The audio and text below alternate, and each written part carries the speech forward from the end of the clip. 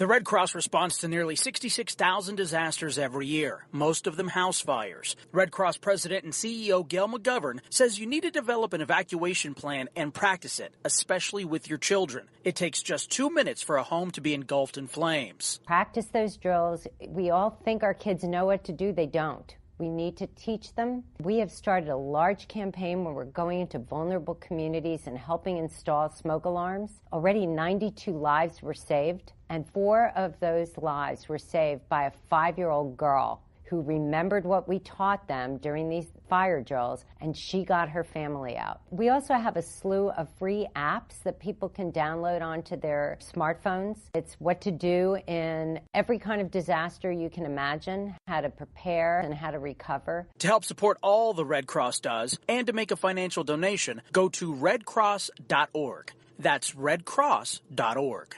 See that cute little dog in the pet store window? Chances are it came from a puppy mill. A breeding facility that forces caged, neglected, and often sick dogs to churn out puppy after puppy to be sold for profit. Meanwhile, millions of wonderful, healthy pets end up in animal shelters. This leads to the killing of more than 9,000 by the end of today. But with one simple choice, you can help. Just by deciding to adopt instead of purchase your next pet. Animal shelters are full of amazing pets looking for a home. When you adopt your new best friend, not only are you saving a life, you're taking a stand against puppy mills. When your friends see the smart choice and impact you've made, they adopt their next pet and share with 5 of their friends, who share with 5 more. Before long, thousands get involved. Pet stores stop selling dogs from puppy mills, and even more lives are saved. And with your help, we can save them all. Visit bestfriends.org/puppymills to learn more. It's Thursday night, and you're grabbing drinks with some friends. Start it off with a pitcher for the table, which quickly becomes 2. There's pool. And there's the photo booth. All right, everybody squeeze in. Say cheese! Followed naturally by an order of wings. And another. Can we get some extra ranch sauce? Then there's the ceremonial nightcap. So what are we doing this weekend? And lastly, it's back to the car, which, if you're buzzed,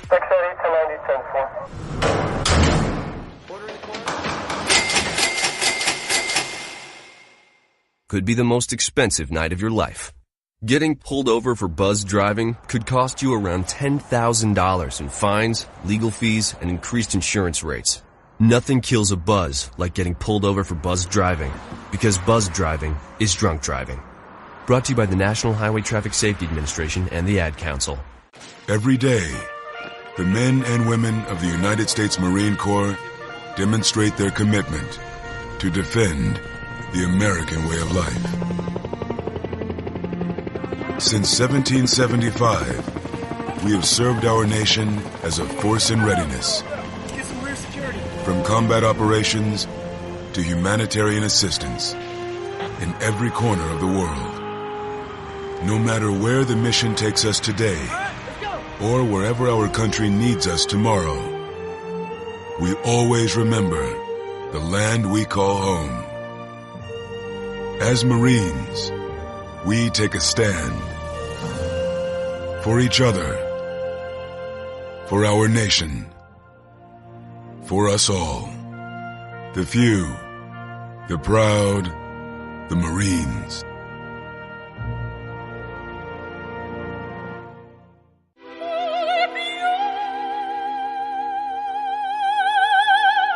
The human voice. It can be sweet as music, powerful as thunder, and so, my fellow Americans, cheerful as laughter. But for millions of people, it can also be a sign of COPD. This serious lung disease can make it so hard to breathe, you often can't catch a breath or finish a sentence, let alone carry a tune. And many who have COPD don't even know it. That's where your voice comes in. If you think you or a loved one have symptoms, talk with a healthcare provider. Early diagnosis can mean better treatments and quality of life. Join us in raising our voices for the millions with COPD who can't. Learn more, breathe better at NIH.gov.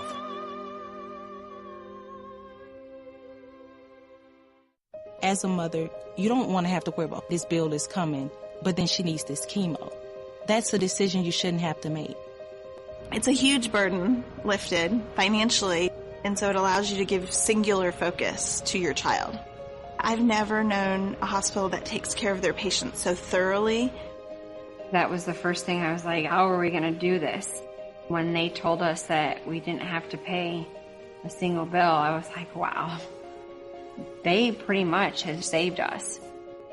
It's like the world has been lifted off of your shoulders, and now your focus is supporting this child. There is not another hospital like St. Jude. The patient care is unmatchable. It saved my life. It saved my daughter's life. It saved our family. St. Jude Children's Research Hospital. Finding cures, saving children. Learn more at stjude.org. The following program is closed captioned for the thinking impaired. Zinc Media. Feel the power of knowledge.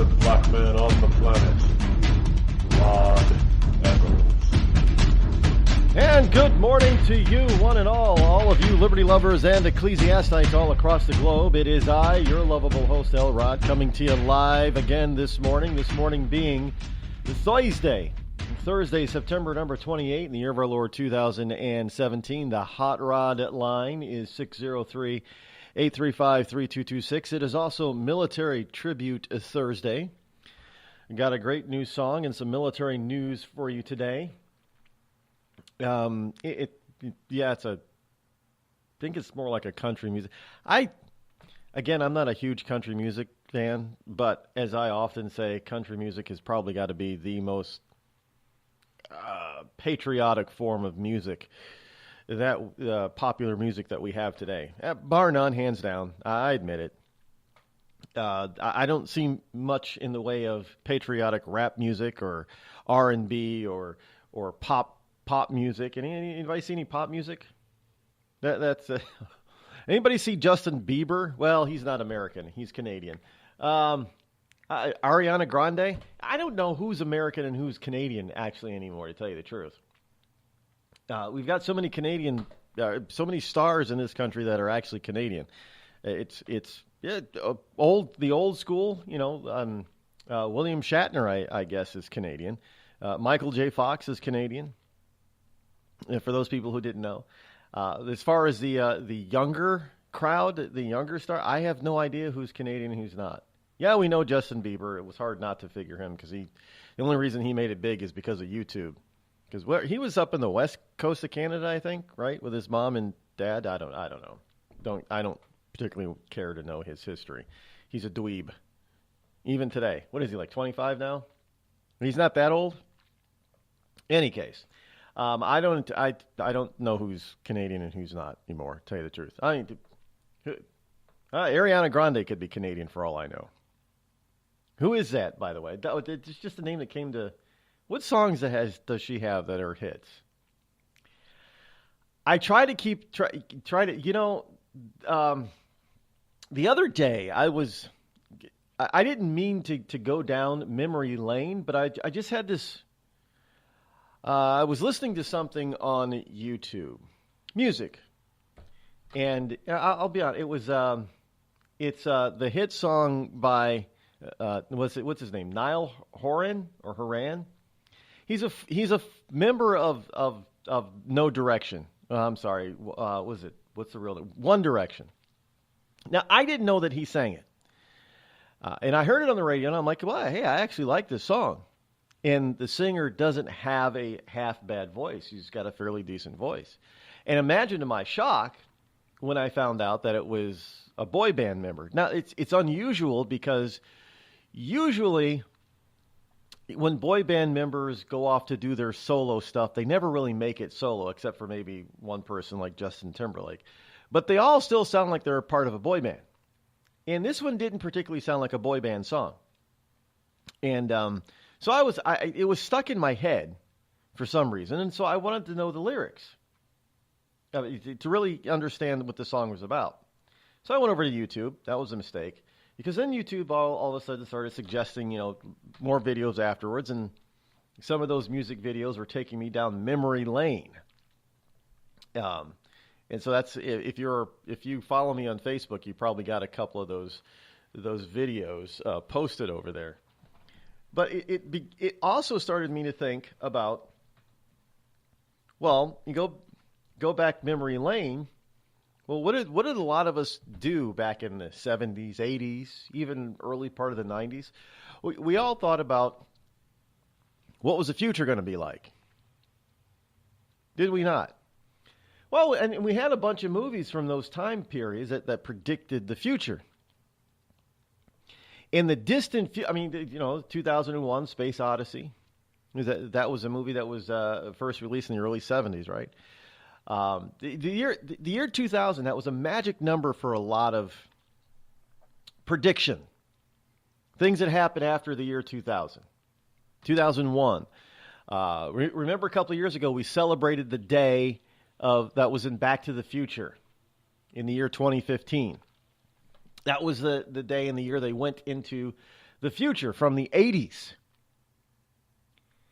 Now the funny thing is that a lot of this stuff, a lot of these movies that we saw back or that were made in the 70s and the 80s and the 90s were depicting the future in the first half of the 21st century. In other words, 2050 and before. Now, it's weird because most of us who saw those movies first run in the theater probably have a very good chance of still being alive in that movie's future. And here we are today in 2017. We're in the future of many of those futuristic movies.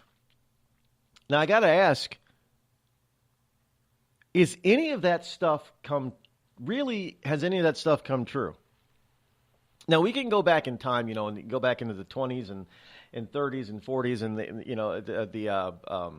the World Fair and all that kind of stuff when they depicted what the future of the future kitchen was going to be like and the future home and go back to the 60s and we had cartoons about the Jetsons. We're going to be having flying cars and everything was going to be push button.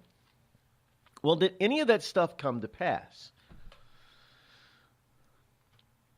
And I know people are probably asking, well, what does this have to do with anything? Well, it has everything to do with everything. Because if we haven't changed at all or much in the future, if we've kept and stayed on the same course as we were in the past, and how do we expect things to get better? If we were looking to, let's say we're in the 80s, if we were looking to a better day, let's say in 2015, did we get there? Did we achieve it? No, I don't think we did. I don't think we're much different today. Sure, technology. Well, even technology is really not all that estranged from 2015. Much of today's technology was around back then. It just wasn't as prolific or as quote unquote fast. And the ideas were there as well. What we thought was very futuristic sometimes didn't turn out to be very futuristic. Did it? We don't have flying. Well, we do have flying cars. But governments all across the world have grounded them. They won't allow them. Well, I mean, you got Dubai who's looking to get flying cars in by 2025, flying taxis. But mostly, even our own government, they don't know how to regulate them. That's the whole point. Regulate. Are you going to need a driver's license? Or are you going to need a pilot's license? They can't figure it out. So instead of trying to figure it out to move mankind forward, they ground everything and just say, we'll get to it some other time. I mean, look at all these countries that want to control the internet. Now, the internet is really not all that new. It's been around for a while, been around for a long time. It just wasn't in the hands of everyday people. And it wasn't in the hands of everyday people due to, well, pretty much government spending and regulation. That's why, we had cell phones, wireless phones back in the 80s. Anybody remember those? I mean, they were big, they were bag phones, sure. They were kind of expensive, but they were around. And the things that were just around the corner that could have been here sooner, but it was corporations that kept the technology back. Remember in Star Trek Next Generation where Captain Picard often read a book off of a tablet. And we used to think back in the 80s, oh, that'd be so cool to have a tablet to read a book on a computer, right? Or a little handheld device like that. We had those things back in the 80s, but they didn't take off. Well, they weren't as small. I mean, they were a full-size laptop, basically. But we had them back in the 80s. They just didn't take off. And people didn't understand and know how to deal with the copyright issues when it comes to electronic media. Again, the government refused to weigh in on this during the 90s. It was something that they put off until finally people started going to court. That was with that's when we got Napster issues. Anybody remember Napster? Government didn't want to even step foot in it in that nightmare, that quagmire. And so you had private entities, which they probably should have, decided to take it to court. I mean, I know it was Metallica taking their own fans to court, but still, it finally forced the government to make some decisions about a lot of this stuff. So we have a government in a sense, even though that we think that we're moving forward, technologically, we're still stuck in the past. And we have certain regulations and laws that keep us locked in the past. We can't move forward. And we now have this thing about drones and robots. Artificial intelligence. And again, we have people who in government and in other places who refuse to take up the issue while this stuff continues to develop. And nobody wants to rein it in. Nobody wants to put blinders on. I don't want to see blinders on it, but there has got to be some sort of legal establishment. There's got to be some sort of roadmap. You just can't go willy-nilly with this stuff, or we will end up like some of these other destructive futuristic movies like, Arnold Schwarzenegger and Terminator. I mean, it's only logical. If you have no plans, somebody needs to sit down and say, well, we need to all come together and plan out how we want this to go. AI, for instance. Do we want artificial intelligence everywhere? I got a story here. The military wants to connect everything to central hubs. When I say everything, I mean everything. They want the soldier who's in Afghanistan that has that little bitty electronic device in his pocket to be connected to the destroyer in the Pacific Ocean. And everything in between, every bomber, every fighter jet, every soldier, every tank, they want it all to be interconnected. Now that's pretty much what? Skynet. Is it not? So do we want a real Skynet? And if we do, what are the rules are we going to set for this thing? Or are we going to put it off? We're going to put off the discussions until it's too late. That's not how you get to the future. You don't put things off until it's too late or almost too late. That doesn't get us to a rosy future. And here we are in 2017. We're almost at 2020, folks. Are we really that advanced? I know we all like to think that we are. Oh, great. We have these wonderful little smartphone devices. They're more powerful than a full-size desktop back in the 80s. Great. What do we use them for? We don't even use our cell phones, our smartphones to talk anymore. Oh, we use them to communicate, but we don't use them to talk. We text people. We surf the web, the internet for them. We watch videos from Netflix and YouTube. We play games on them. I mean, that's part of the reason why, a lot of the game consoles were in trouble. People were playing games on their phone, not at home. So we do a lot of things but talk on them.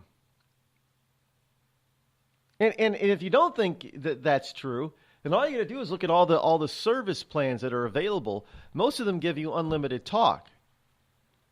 Why? Because nobody talks on them. So these cell phone companies don't lose much. Because most people won't use it to talk. Look, I'm just as guilty as anybody else. I rarely call people. If I have their cell phone number, I'll text them instead. We like to think it's quicker. Actually, it's not.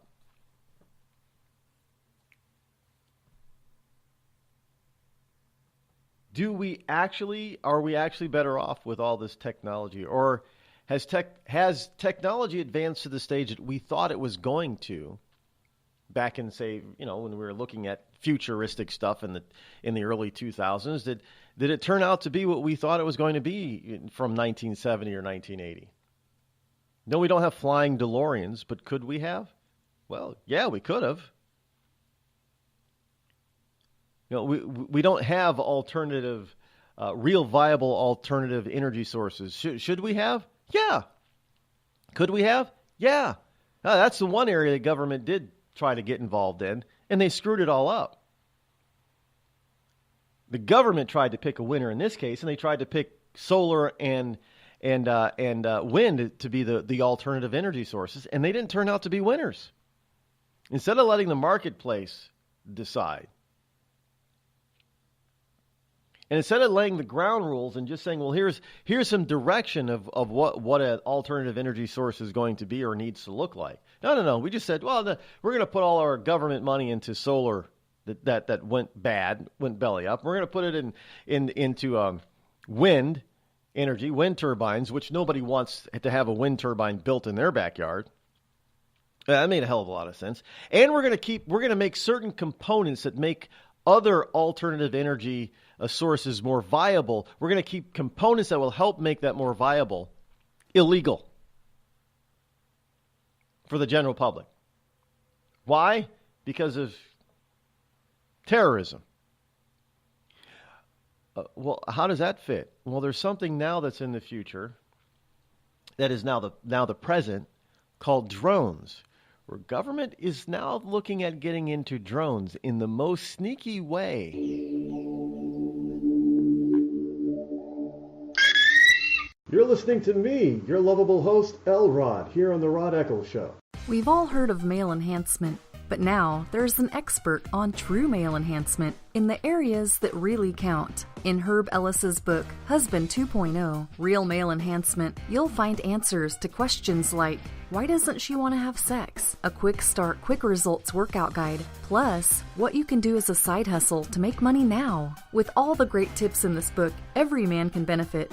Get the book, Husband 2.0, Real Male Enhancement, on Amazon.com.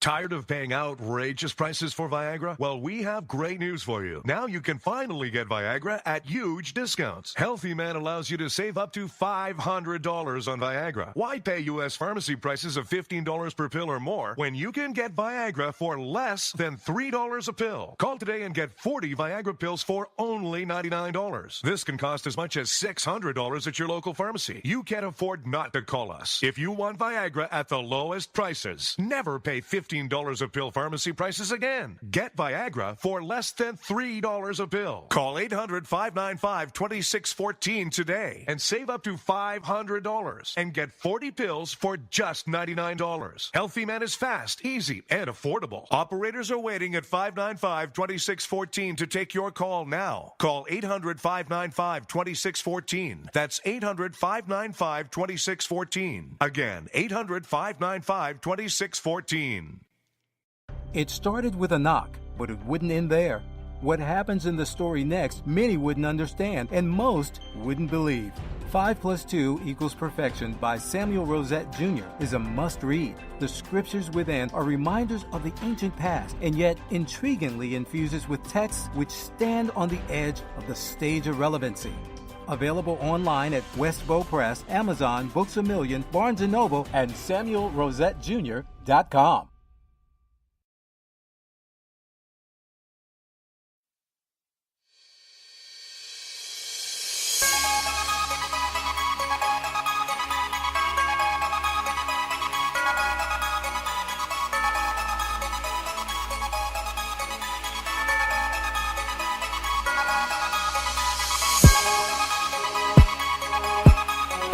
(603) 835-3226 is the Hot Rod line, and I know some of you are probably thinking, where is he going with all of this? Well, first of all, let's just quickly run down some of the stuff that has, some of the movies that we thought would accurately predict the future. And in a way, they have. I mean, we don't have, the future hasn't gotten to be in like 2001: Space Odyssey, or has it? It's not like Back to the Future, or is it? Well, remember the Truman Show? Well, we now have the capability of just basically watching anybody and everybody 24/7 anytime we want to, and if you really have the internet, so we have people, like this TV show's Big Brother. Anybody before Big Brother, there was the Truman Show. Now, did that movie give rise to all of this stuff? Some would say it was already happening, and that's why they made the movie. Blade Runner, there's a whole lot there in Blade Runner. 2001: Space Odyssey. Have we discovered an alternative world outside, off of Jupiter? One of the, was it Jupiter moons or Saturn moons? Jupiter's moons. Turning into a second sun, that would screw up our entire solar system. We had movies like Clockwork Orange. Are we able to slow down time or stop time or reverse time? Time travel at all, like Clockwork Orange? Some people are saying yes, we're doing it now. I don't think we are. I don't think it's really possible, but because we don't understand what time really is. There's other RoboCop. Well, we're getting RoboCops. Dubai wants to have RoboCops by the year 2030. They're working on it. We're working on all that AI. Forbidden Planet. Minority Report, where we're now getting AI that's able to to tell by a picture if a person is straight or gay, if they're liberal or conservative, or is it too far off where they're going to program this AI stuff to be able to predict and show who's a criminal and who's not, who's a rapist and who's not, and all kinds of other stuff. Minority Report is already here. And Eternal Sunshine of the Spotless Mind, a movie I did not see, did not care to see, but it's interesting that we're capable of erasing certain memories in certain parts of people's brains. Did you know that? Yeah, we can do that now. We can do that. Question is, should we? Lots of movies are based. Arnold Schwarzenegger had a couple of movies based on memory, false memories implanted, and fake memories, and erased memories, and all that kind of stuff.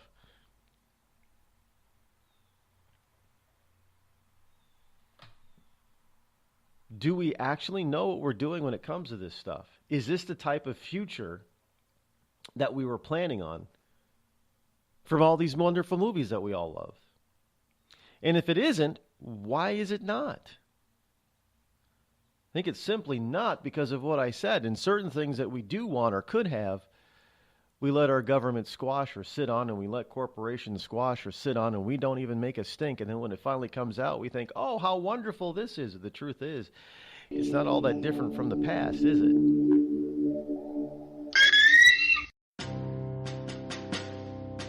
On the battlefield, there's a saying America's military men and women live by.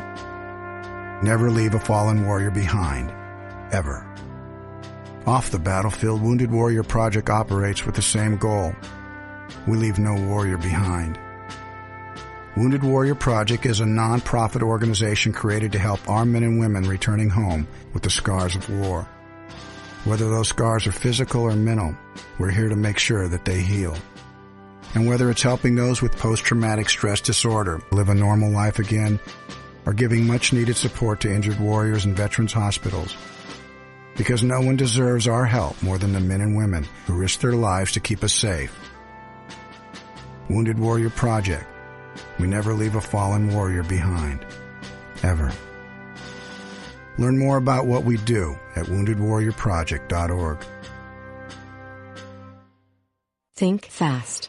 In the short time it takes to listen to this message, a small flame can turn into a big fire. Several minutes more, and thick, poisonous smoke may have filled your lungs and reduced your ability to respond. Give it 5, and your entire home may be filled with flames.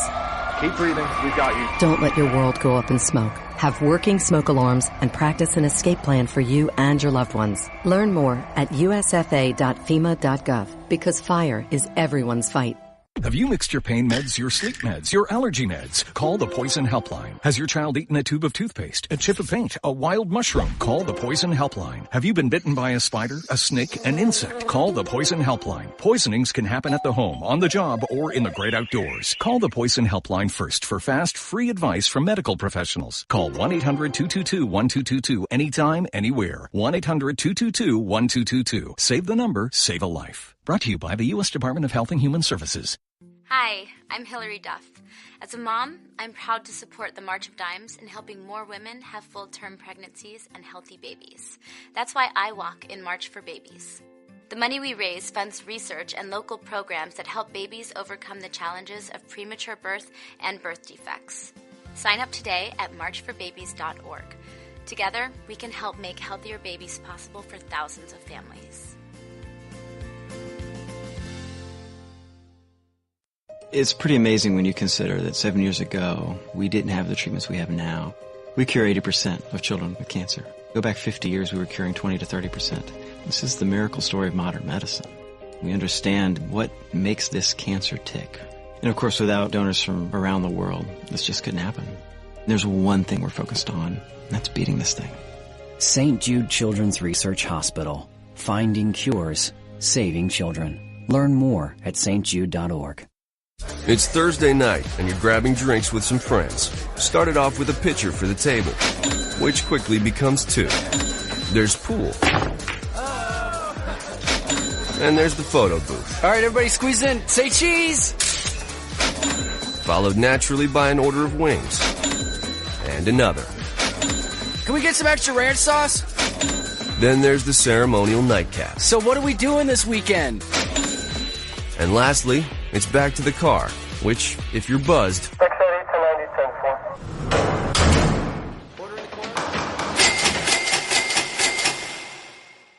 could be the most expensive night of your life. Getting pulled over for buzz driving could cost you around $10,000 in fines, legal fees, and increased insurance rates. Nothing kills a buzz like getting pulled over for buzz driving, because buzz driving is drunk driving. Brought to you by the National Highway Traffic Safety Administration and the Ad Council. America's wounded warriors are coming home. After serving on foreign shores, these brave men and women are returning to their families and communities. Many have wounds you can see, and many have wounds you can't see, like post-traumatic stress disorder. Now that these warriors are back home, they are ready to enter the civilian workforce. To help, Wounded Warrior Project has developed the Warriors to Work program, a career counseling service that helps warriors translate their military experience to the civilian workplace. These extraordinary men and women bring proven world-class job skills and a unique perspective on teamwork to the job. And to ensure the right warrior finds the right job, Wounded Warrior Project works with employers to find just the right match. When you hire a wounded warrior, you hire an intelligent, talented, and committed new employee. Contact Wounded Warrior Project at findwwp.org. Welcome home the brave. You're listening to The Rod Eccles Show. Let truth be told.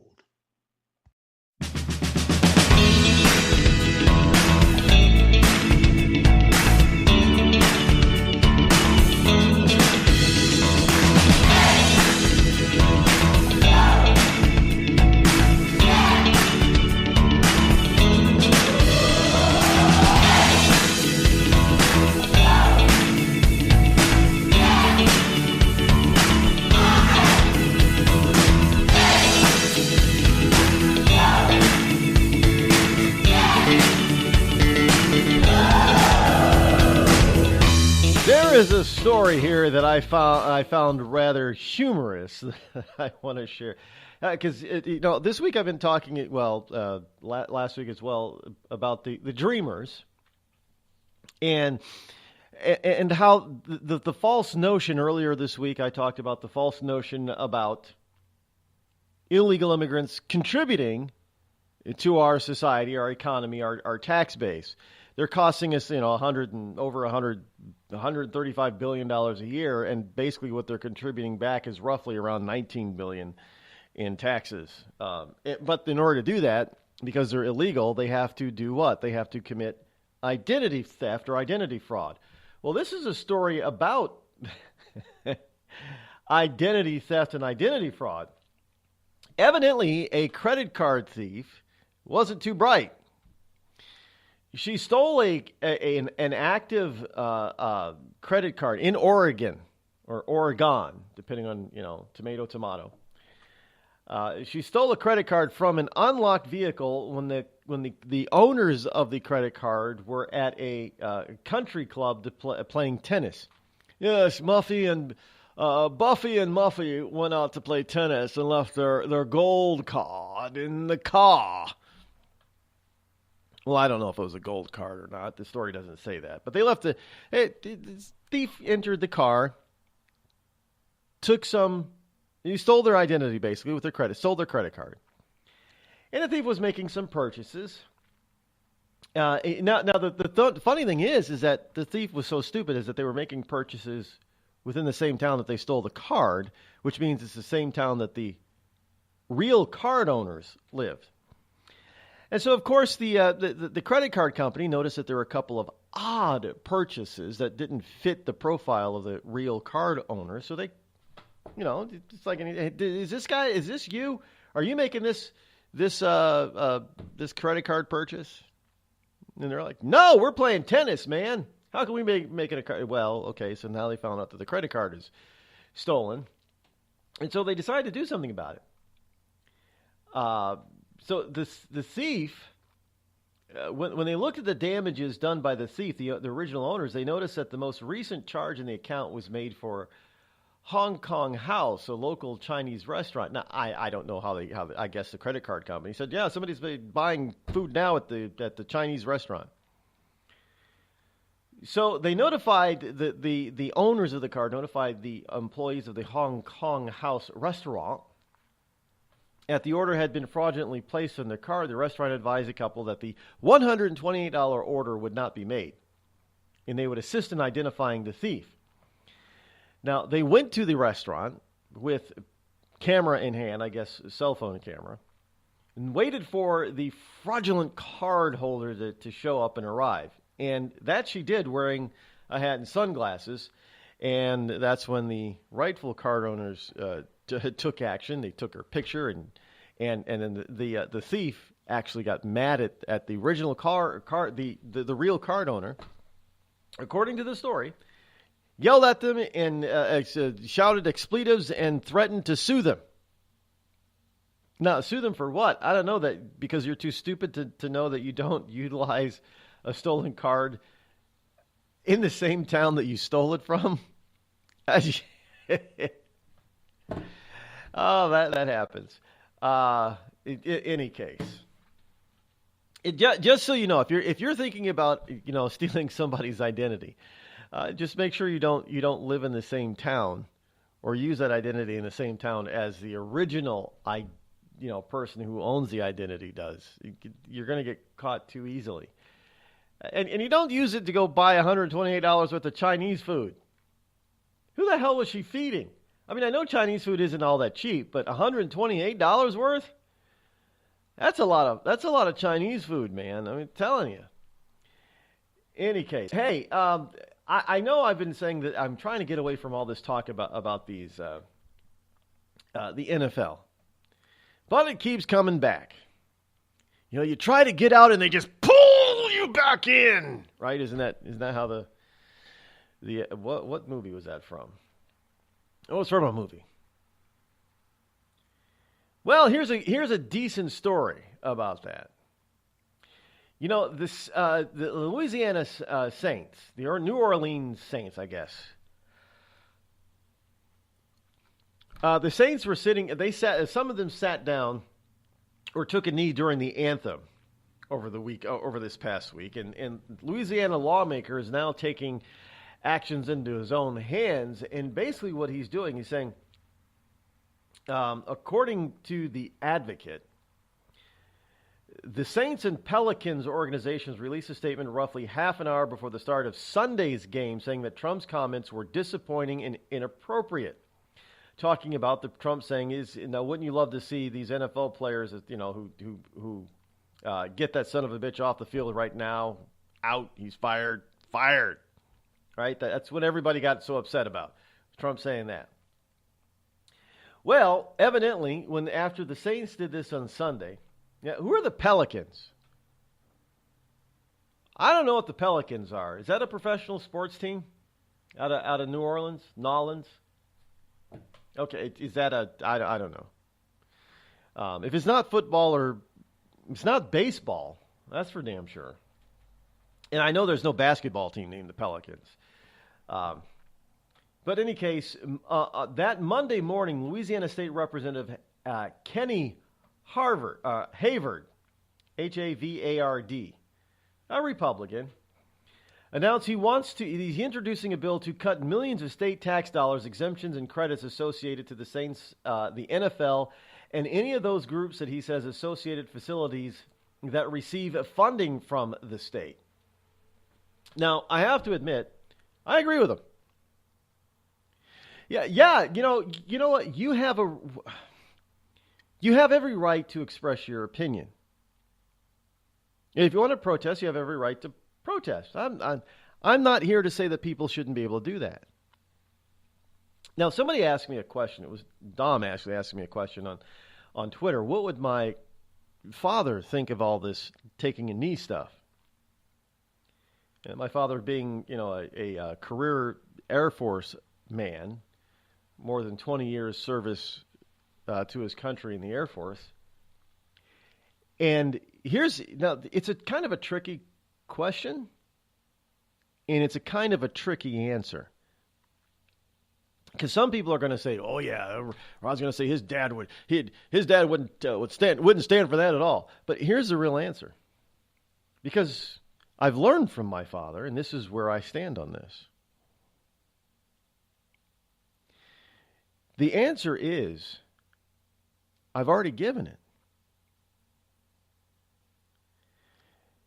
You have every opportunity and every right to protest all you want to on your dime and on your time. Now, my father would not be against, he fought for freedom. He wouldn't be against somebody expressing their own opinion, even if he did not agree with that opinion. That's the whole point of freedom. You're going to run across opinions and beliefs that you do not agree with. Because that is freedom. Freedom is not forcing people to conform. However, there is a time and a place, and the Bible even tells us there is a season for everything. There is a time and a place to express your opinion. Now, if you disagree with somebody or something, it's probably not the time or the place for you to express that opinion on your employer's property, especially if that employer, if what you're protesting is against the very government or country that you're currently residing in, and that employer is utilizing property that is subsidized by that very government. Oh, that's not freedom. That's stupidity. You don't get to do that. I don't get to work for, say, Acme Corporation. This just let me answer it this way so people fully understand what I'm talking about here. I work for Acme Corporation, let's say.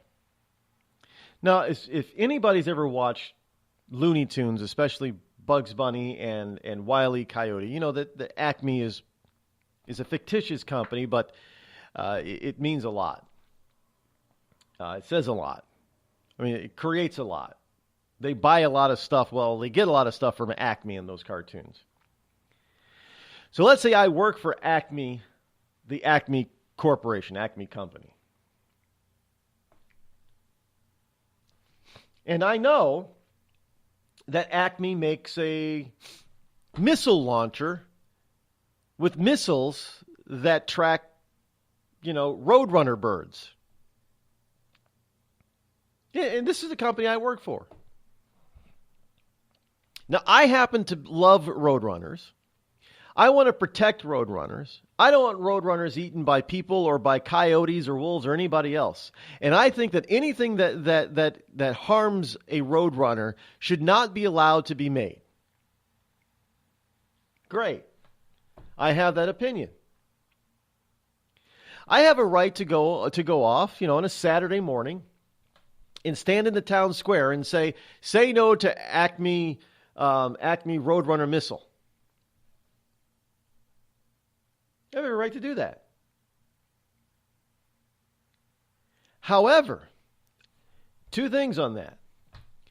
I do not have a right to do it on company time if I work for Acme, and I do not have a right to do it on Acme property. And the third thing is that if Acme sees me out there protesting in the town square on public property, Acme can haul me in on Monday morning and say, is that what you really feel like? Yeah, we actually sell these things. We like them. Either you have to change your opinion of them or you have to go work someplace else. Pretty simple. You have the freedom, Mr. Eccles, to go work at a non-Acme company that doesn't make Acme, it doesn't make missiles that track Roadrunners. So you see where I'm going with this.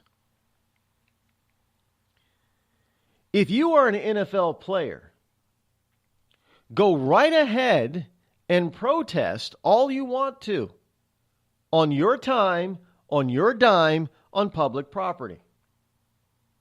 You do not have the right, and the NFL is wrong in not upholding their own laws and rules and regulations, which are stipulated in all the players' contracts, by the way. Every single one of them should have been fired, according to the contracts. According to the NFL rules and regulations, you will stand for the pledge and the anthem. You will honor the country, the soldiers, and the American people. And what they did, make no mistake about it, what my father would not be for, would not agree with, is somebody who totally throws a huge diss on the U.S. military and the American people. And that is exactly what all those NFL players did. They thought that they were actually protesting the president. Oh, that's a bunch of bullshit. What they just did is slap every single soldier that ever served in the armed forces, every single police officer that ever put on the badge and gun, and every single American in the face. They slapped us all. And they continue to, they're not even just slapping, they're punching the hell out of us. And while they're punching the hell out of us, they're taking our money. Because they still expect to be paid their millions of dollars. They expect their contracts to be fulfilled for their gain and benefit, but they do not want to pay attention to and honor the contract on the other side that they signed. They signed the contract saying that they would honor the flag and the country, and they broke that promise. No. My father would not be for breaking promises. He does not support anybody and did not support anybody that broke their promise. You wrote on the dotted line that you would stand and support, not kneel and backhand us. And that's exactly what they did. And for that, my father would not support it, and neither do I. And for that, I will not support the NFL any longer.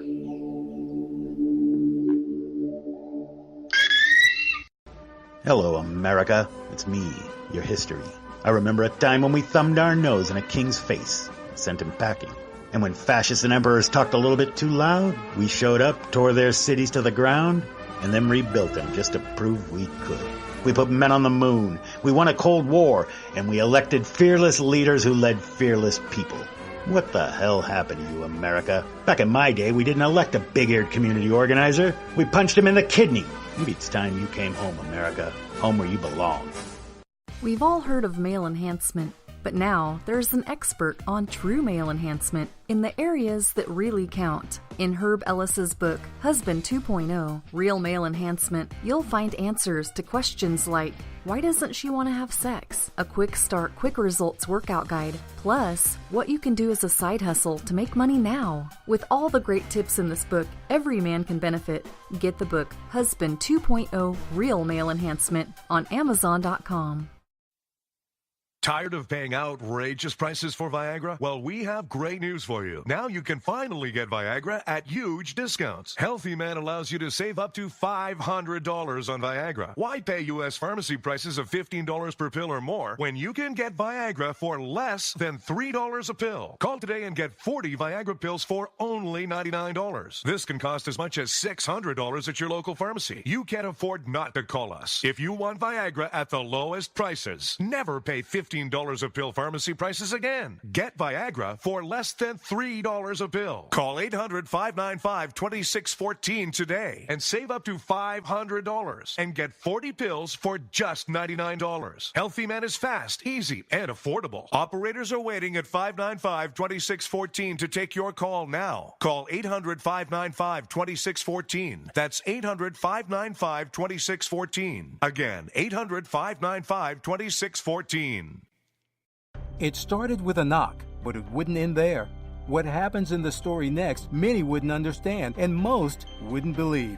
5 + 2 = Perfection by Samuel Rosette Jr. is a must-read. The scriptures within are reminders of the ancient past, and yet intriguingly infuses with texts which stand on the edge of the stage of relevancy.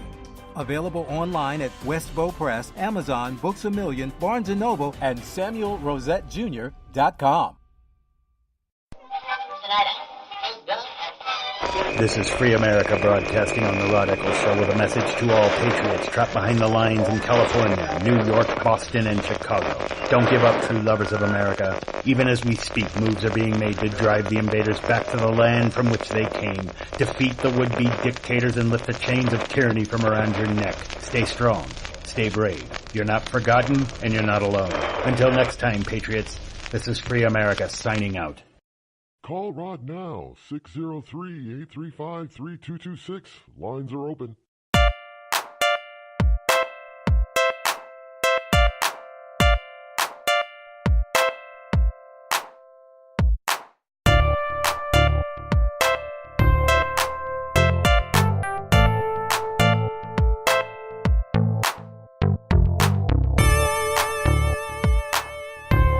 You know, one of the things that you need to understand and what you can do if you're an NFL player, you need to follow the advice of, or not the advice, but not the advice, the example. Jeez, yeah, spit it out there, Eccles. The example by a particular singer, the Ravens national anthem singer, that goes by the name of Joey Odoms, has announced his resignation about being the Baltimore Ravens official national anthem singer. Now, this comes as the Ravens and many other NFL teams decided to protest the anthem during Sunday's game. Now, he says, I don't belong there. Now, Joey Odoms said, I'm resigning as official national anthem singer of the Baltimore Ravens. The people I've had the pleasure of meeting at the Ravens organization have been nothing but nice to me. However, the tone, actions of a large number of NFL fans in the midst of our country's cultural crisis have convinced me that I do not belong there. Someone once told me to always go where you're welcome. This is not an emotional reaction to recent events, rather an ethical decision that he had to stand by. Rather an ethical decision that part of me regrets, but my core knows is the right choice. Thank you so much for the opportunity to grow as a performer and for allowing me to live out my dreams, sharing my gift with you. So in other words, Joey Odoms was saying that while he was singing the national anthem, he thought it was quite all right for somebody to disrespect him and the national anthem and the country, and that it was not appropriate for fans to react negatively to such a slap in the face. And therefore, Joey Odoms felt that he did not belong there. Well, I might submit, Mr. Odoms, maybe you don't belong in the USA at all. And I know some people say, well, I was born here. Yeah, I get it. There are a lot of people born here.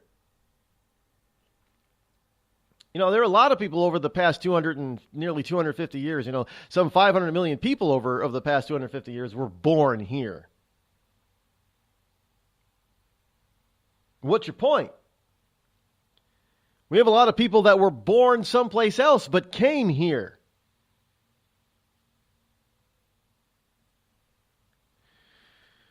So if you don't think that you belong somewhere, then you should what? Get out, right? Well, I'll give Joey Odoms, I'll give him the credit on that.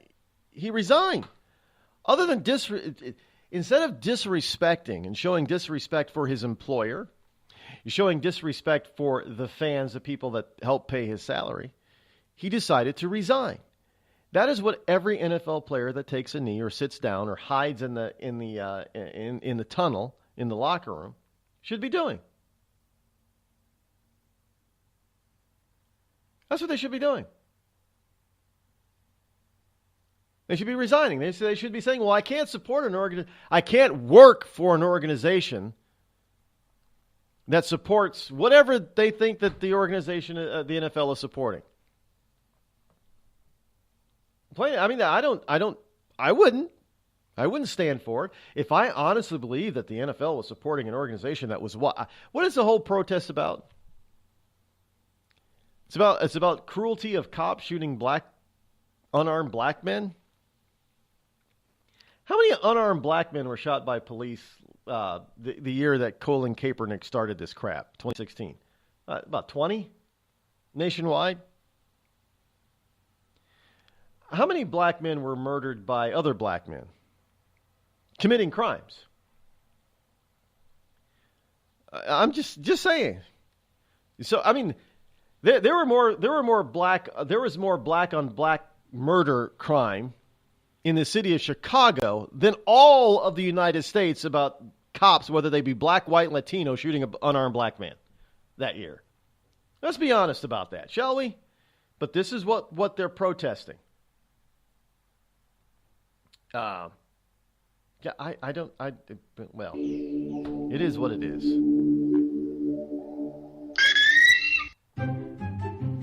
Have you ever thought to yourself, I'm a leftist elite Hollywood a-hole? If so, good news. The Rod Eccles Hollywood Community College is now open, featuring such courses as unemployment is not paid vacation. No, Americans don't want to spend $19 for an order of french fries, and the ever popular shut the hell up. Why, just listen to this big-time celebrity endorsement. I'm not Rosie O'Donnell, and I think this school's offensive, sexist, and racist. And I think you're a giant a-hole who needs to shut the hell up. Hey, we teach a course in that. The Rod Eccles Hollywood Community College, where being an a-hole is not a guarantee you'll be an A student.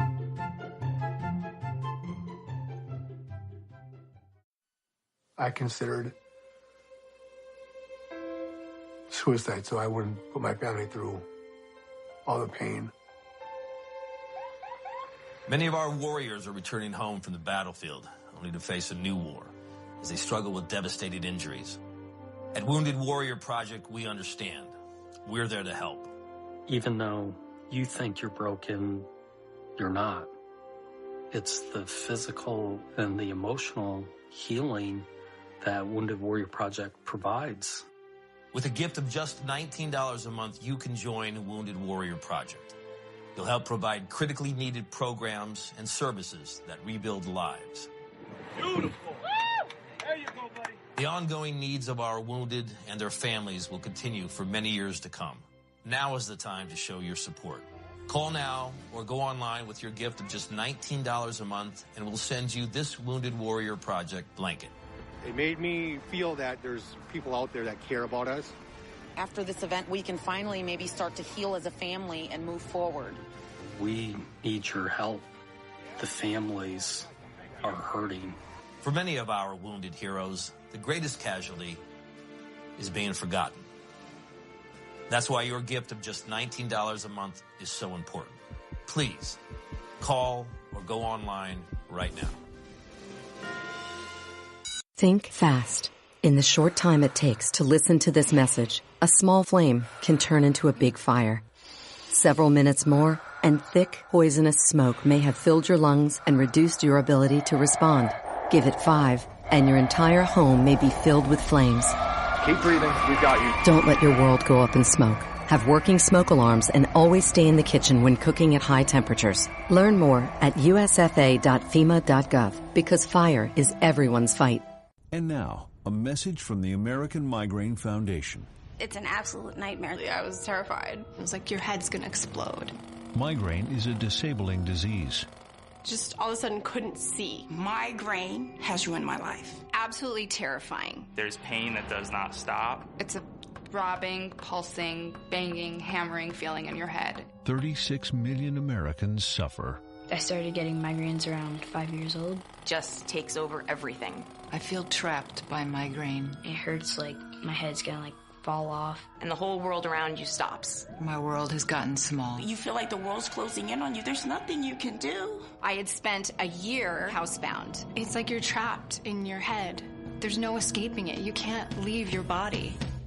Don't suffer alone. Make your move against migraine. Visit AmericanMigraineFoundation.org to find help, learn more, and get connected. It's Thursday night, and you're grabbing drinks with some friends. Started off with a pitcher for the table, which quickly becomes 2. There's pool. And there's the photo booth. All right, everybody squeeze in. Say cheese!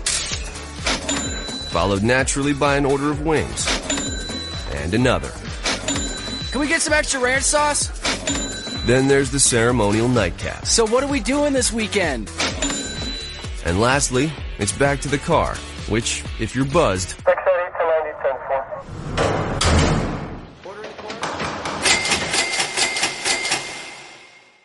could be the most expensive night of your life.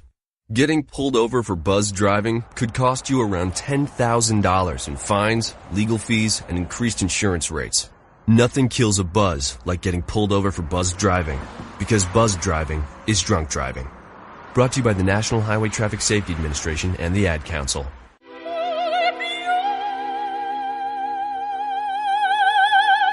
The human voice. It can be sweet as music, powerful as thunder, And so, my fellow Americans, cheerful as laughter. But for millions of people, it can also be a sign of COPD. This serious lung disease can make it so hard to breathe, you often can't catch a breath or finish a sentence, let alone carry a tune. And many who have COPD don't even know it. That's where your voice comes in. If you think you or a loved one have symptoms, talk with a healthcare provider. Early diagnosis can mean better treatments and quality of life. Join us in raising our voices for the millions with COPD who can't. Learn more, breathe better at NIH.gov.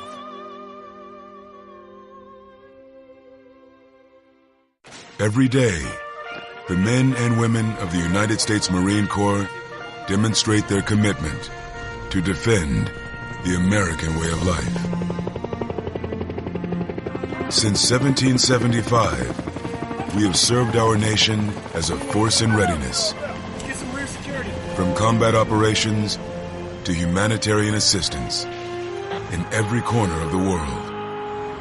No matter where the mission takes us today, or wherever our country needs us tomorrow, we always remember the land we call home.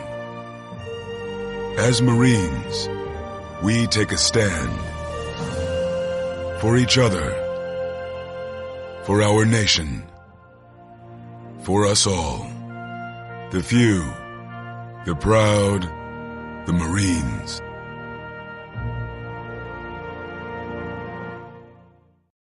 Zinc Media. Feel the power of knowledge.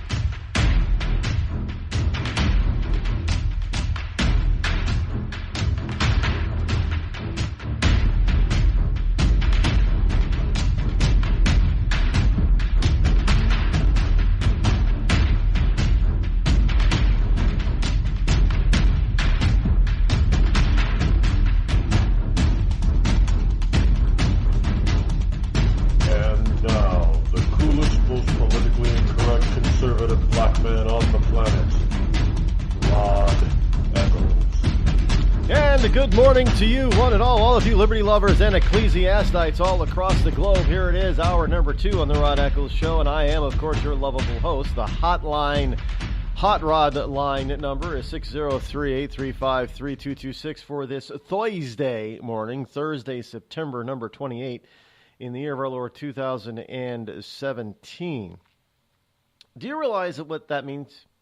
Today is September 28th. Which means tomorrow is September 29th and Saturday is September 30th. And considering that September only has 30 days, it means October begins on Sunday, which therefore means that in about 2 weeks from tomorrow, we will have a Friday the 13th in the month of October, which is also known as the month of the dead or the Halloween month, all that kind of stuff, you know. Isn't that kind of creepy? To have Friday the 13th in a horror month of October. How did poor October? I don't think October really wanted to be the horror month, but that's the way our calendar turns out to be. Isn't that lovely for October? Anybody naming their kids October? Most people say no, but if you named your kid that Octavius, Octavio, you're naming them October, basically. No, I'm going to assume that if any kid were actually named October here in the USA, they'd be named October by some granola parents, and it'd be a girl's name. I'm just assuming. I could be wrong on that one. I don't know. I don't know anybody named October. Look, I went to school with a girl named Summer in autumn. You know, known a few autumns. Nobody named fall, but autumn, yeah. April and May, and June. So there are girls named April. There are girls named May. You know, the old-fashioned name of June. Augustus. Gus. Known boys named Augustus. I don't. Julius? Yes, actually, I did know a Julius.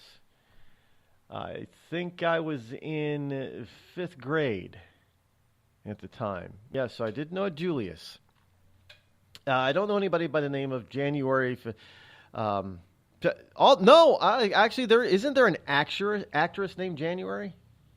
Is it January Jones? Could that be it? So I don't think we know anybody named February or March, unless you considered March also to be Mark for Marcus. I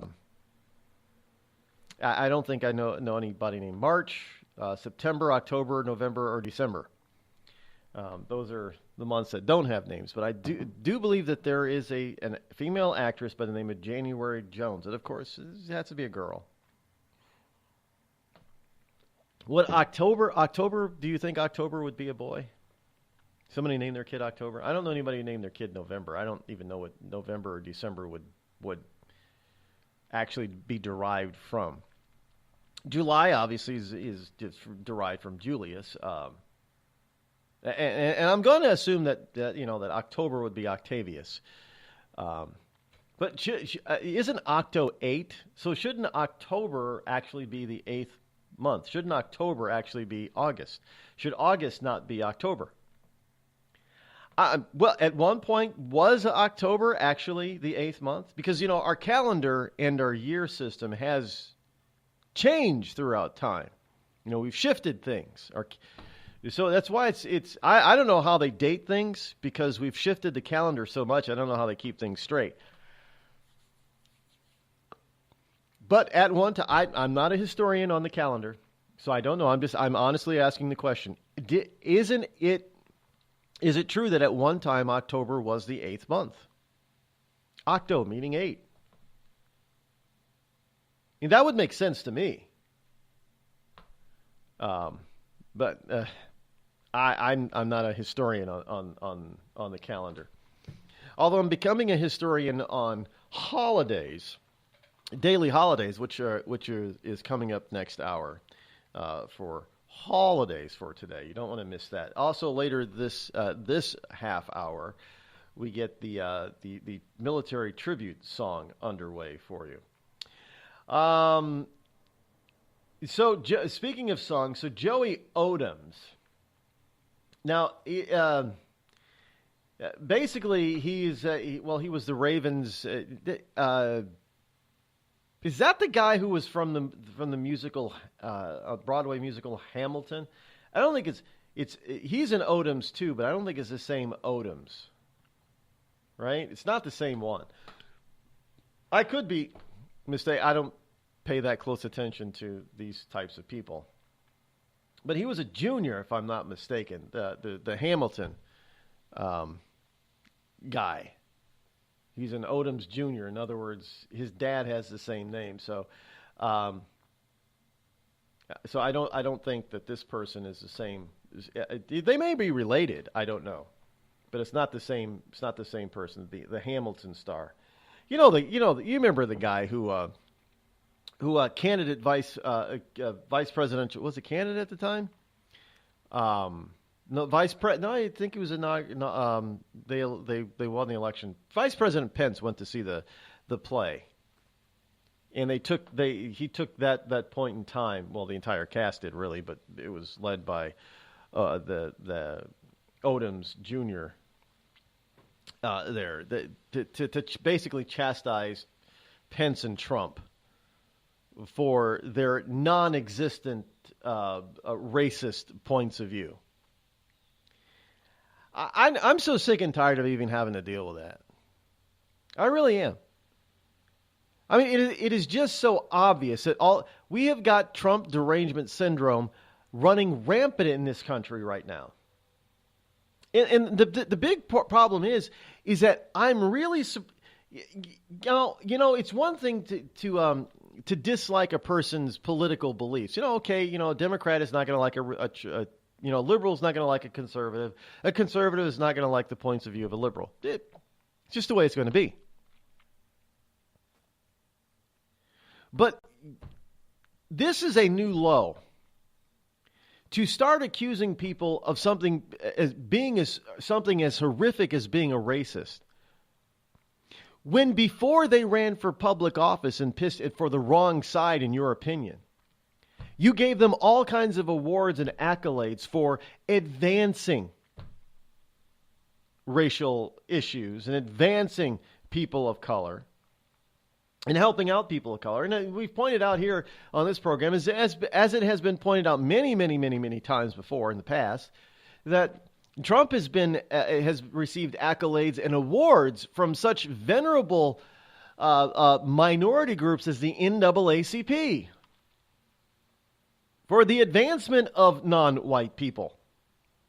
And now that he's president, and he ran for president as a Republican, and he ran for president and beat their choice, Hillary Rodham Clinton, the true racist, bigoted candidate on the left. Now they just want they want to tell us and try to convince us that it's been Trump all along who's been the racist.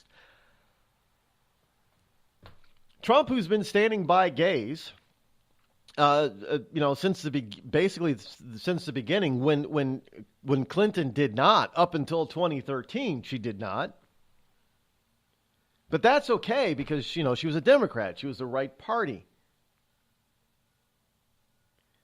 But I don't. Oh,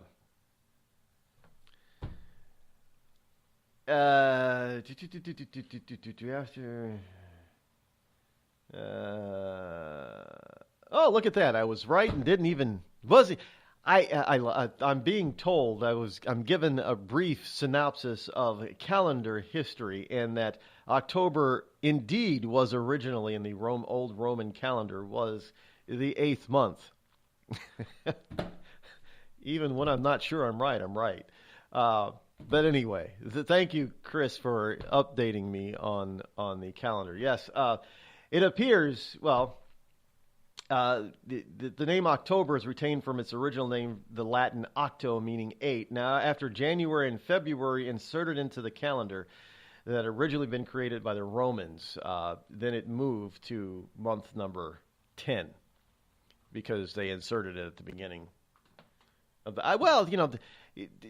the wonderful people of days of old. They didn't, when the Roman Empire fell, they really didn't like the Romans anymore. I mean, honestly, I'm telling you folks, this is what we've got now is pretty much a repeat of what happened, some 2,000 years ago. We have a bunch of people. Well, there are people even back then.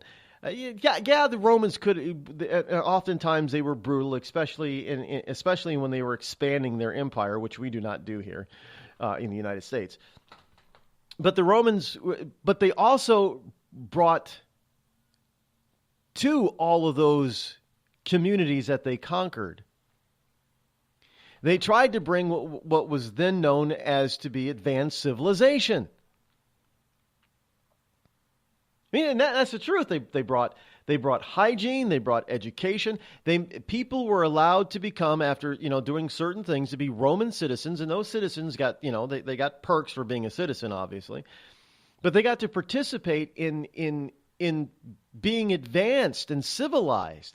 And the Romans tried to bring that type of civilization to every corner of their empire, even to far reaches. They brought their architecture, they brought their road construction, they brought their governance, they brought all the health and hygiene and the economy in the form of government. They brought it to just about every corner of their empire.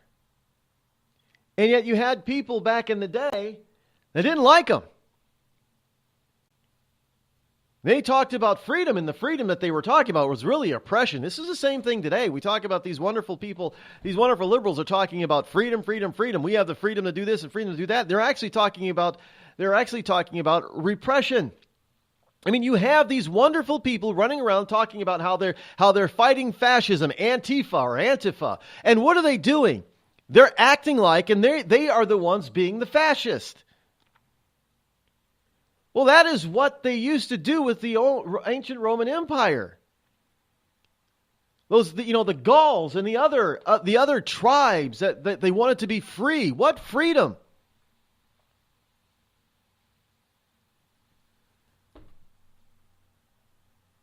When the Roman Empire fell,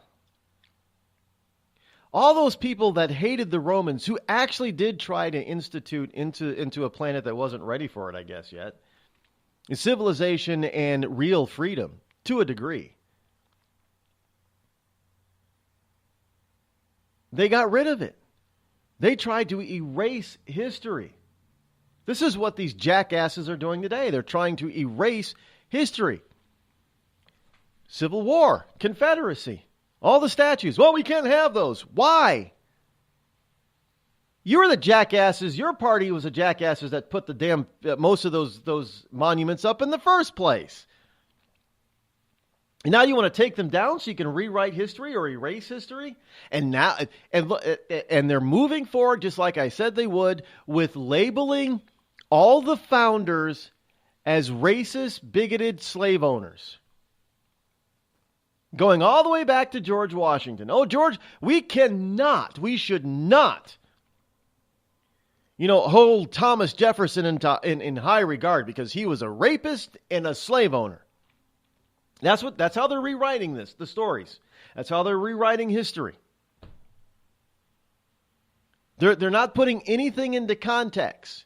Just like they did with the ancient Romans, nothing was put into context. They wanted to eradicate Romans. In fact, they wanted to eradicate Rome so bad that the West was willing to go into what we later now know as the Dark Ages. They regressed. They didn't progress. Back then they were the Gauls and all those other wonderful people probably thought that they were progressive in fighting the evil Roman Empire. They were progressives. But what did they do once they were finally able to decapitate the Roman head and the Roman Empire? What did they do? They regressed. We call it the Dark Ages, and we call it the Dark Ages for a reason. Because they regressed from advancement in architecture, in art, in science, in every aspect of life. They rejected the Roman call that humans could be more, that society could be more. And they went backwards. They regressed. This is exactly what so-called liberals are doing today. They're trying to regress back to a form of system of society and government before the United States, back to an oppressive kind of government, back to an oppressive kind of society, where if you do not agree with them, just like Nazi Germany and fascists, if you don't agree with them, you don't have the right to speak. I mean, they're already making plans out there to try Ben Shapiro, I guess, is supposed to be speaking at Ohio State. They've already announced that they're going to try to block Ben from speaking. That's repressive. That's oppressive. That's not freedom enhancing.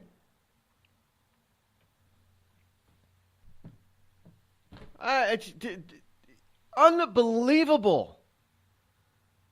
Folks, make no mistake about it. Earlier when I started the program, I talked about the future and how we had movies that predicted the future. Let me predict something right now. If the United States falls, which is the only real true beacon of freedom for humanity on this planet today, if the United States fall, mankind will experience a second Dark Ages. Do not doubt me. You're listening to the Rod Eccles Show, the coolest, most politically incorrect, conservative black man on the planet. Tired of paying outrageous prices for Viagra? Well, we have great news for you. Now you can finally get Viagra at huge discounts. Healthy Man allows you to save up to $500 on Viagra. Why pay U.S. pharmacy prices of $15 per pill or more when you can get Viagra for less than $3 a pill? Call today and get 40 Viagra pills for only $99. This can cost as much as $600 at your local pharmacy. You can't afford not to call us. If you want Viagra at the lowest prices, never pay $15 $15 a pill pharmacy prices again. Get Viagra for less than $3 a pill. Call 800-595-2614 today and save up to $500 and get 40 pills for just $99. Healthy Man is fast, easy, and affordable. Operators are waiting at 595-2614 to take your call now. Call 800-595-2614. That's 800-595-2614. Again, 800-595-2614.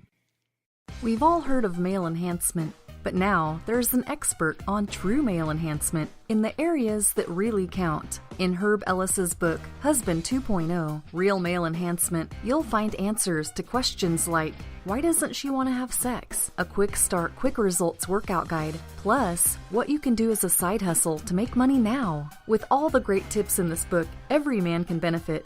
Get the book, Husband 2.0, Real Male Enhancement, on Amazon.com. It started with a knock, but it wouldn't end there. What happens in the story next, many wouldn't understand, and most wouldn't believe. 5 + 2 = Perfection by Samuel Rosette Jr. is a must-read. The scriptures within are reminders of the ancient past, and yet intriguingly infuses with texts which stand on the edge of the stage of relevancy. Available online at Westbow Press, Amazon, Books A Million, Barnes & Noble, and SamuelRosetteJr.com. You know, a couple of weeks ago, a long-haired young person came into our bank and said to me, I bet you won't lend me money to buy an electric guitar. Well, he was making $100 a week, and he was over 18, and I said, I bet you I will lend you money to buy an electric guitar. And I did. So what happens? The punk gets busted for possession of dangerous drugs, and we're out $350. There's one thing about kids nowadays. You don't have to give them credit. Universal Bank. We trust you. About as far as we can throw you.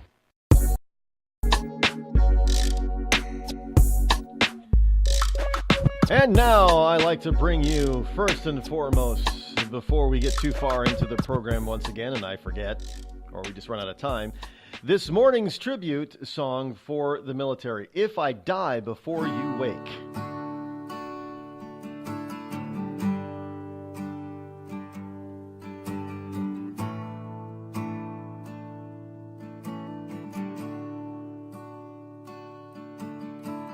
Back home now, I know you're probably sleeping. Over here, it's the middle of the day. I finally found some time to write a letter. Sitting here, a half a world away. Heard about all them folks protesting, as if I really want this war. But that don't stop me from believing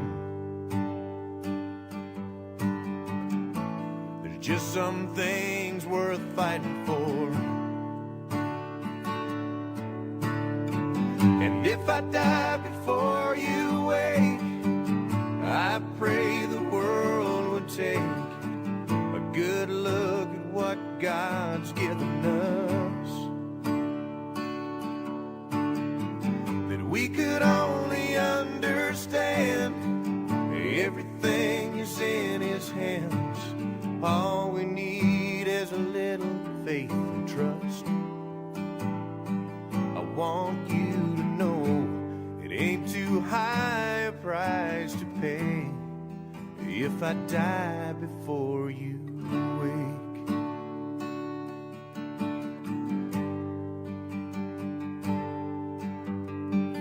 Tell everybody that I miss them, and I can't wait to get back home. Until then, I'll serve my country and be proud to wear this uniform. And if I die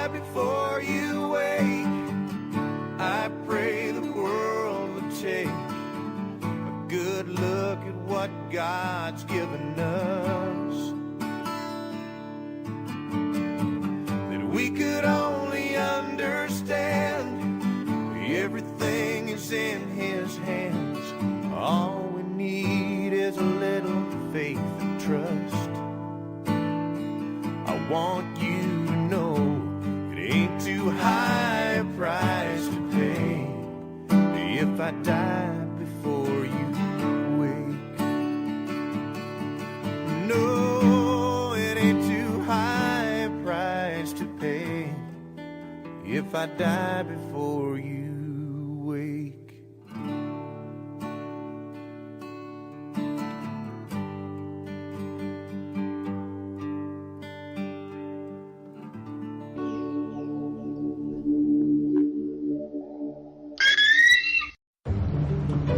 Dad, we need to talk. Can we just enjoy the drive? If you're not going to listen to me, who will we listen to? Jeffrey. Ah! Marcia Gay Harden, what? Eyes on the road, Dad. What are you doing? What are you doing in my back seat? How did you get in here? You're getting older. Not that old. Your brain's changing. It's natural. Yeah, that's what I was saying.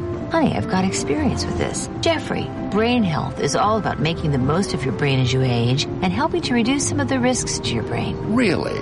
Now that's interesting. So, you'll talk to her about this, but not me. Marcia Gay Harden? Where did she go? Learn what you can do to help keep your brain healthy at brainhealth.gov. She didn't say goodbye? I mean, I would have. Visit brainhealth.gov.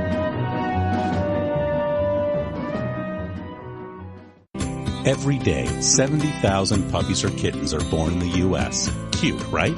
What's not cute is that half of all litters are accidents, which leads to millions killed in shelters each year. Turns out, those little cuties can get pregnant sooner than you think. But here's the good news. You can stop the accident before it happens. When you bring home a pet, get them fixed at 4 months old. Prevent more. Fix at month 4. Visit fixat4.com for more information. Brought to you by Best Friends Animal Society. There's a threat targeting America. One that's growing fast, but may still be hard to see. Lyme disease. Spread by tiny ticks, often smaller than the head of a pin. This dangerous disease is now more widespread than West Nile, tuberculosis, and HIV/AIDS combined. And if left untreated, it can lead to arthritis, facial paralysis, and even memory and concentration problems, often called brain fog. As the threat of Lyme disease grows to more than 300,000 projected cases each year, it's time for us to target Lyme disease. That means checking for ticks when you've been outside, even in your own backyard. It means seeing a doctor if you experience the symptoms of Lyme disease, which can include joint pain, flu-like symptoms, fever, fatigue, or sometimes a bullseye-shaped rash. Set your sights on stopping Lyme. Learn how you can target Lyme disease at targetlyme.org. Battles aren't won solely on the field. That's a common misconception. Battles are won within, over enemies of fear, enemies of doubt. In that place where promises are kept. Promises to oneself. This is a physical training event! Promises to one's community. Helping people move debris out of their house. Promises to one's country. In the heart of every Marine, you'll find a promise. A promise forever kept. A promise of battles won.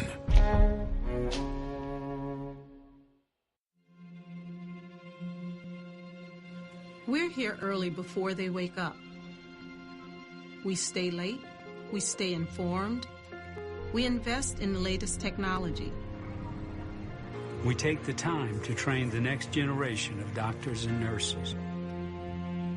We work together to make sure we heal their bodies and their minds.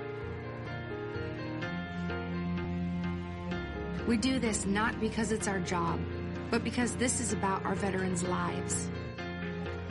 This is our mission. More than 300,000 of us working as one, together with families and loved ones. No matter where they live in this country, we'll be there. We all come together and stand together to serve our veterans. We stand strong, united. Stand with us in caring for our veterans. Hi, this is Kelsey Grammer. When military service members head into battle, none are expected to face the enemy alone, but many return home and become isolated as they struggle with the visible and invisible wounds of war. It can be difficult knowing how to overcome that challenge and rekindle bonds similar to those formed in the military. Wounded Warrior Project supports these injured veterans through their recoveries by connecting them with fellow warriors and their communities. No one should fight this battle alone. Join us at woundedwarriorproject.org.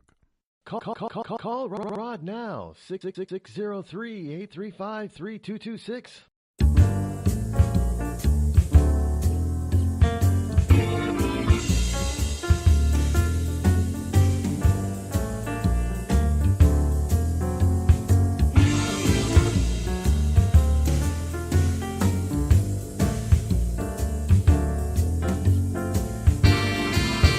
Prove my point about the whole surrounding the whole issue of regressive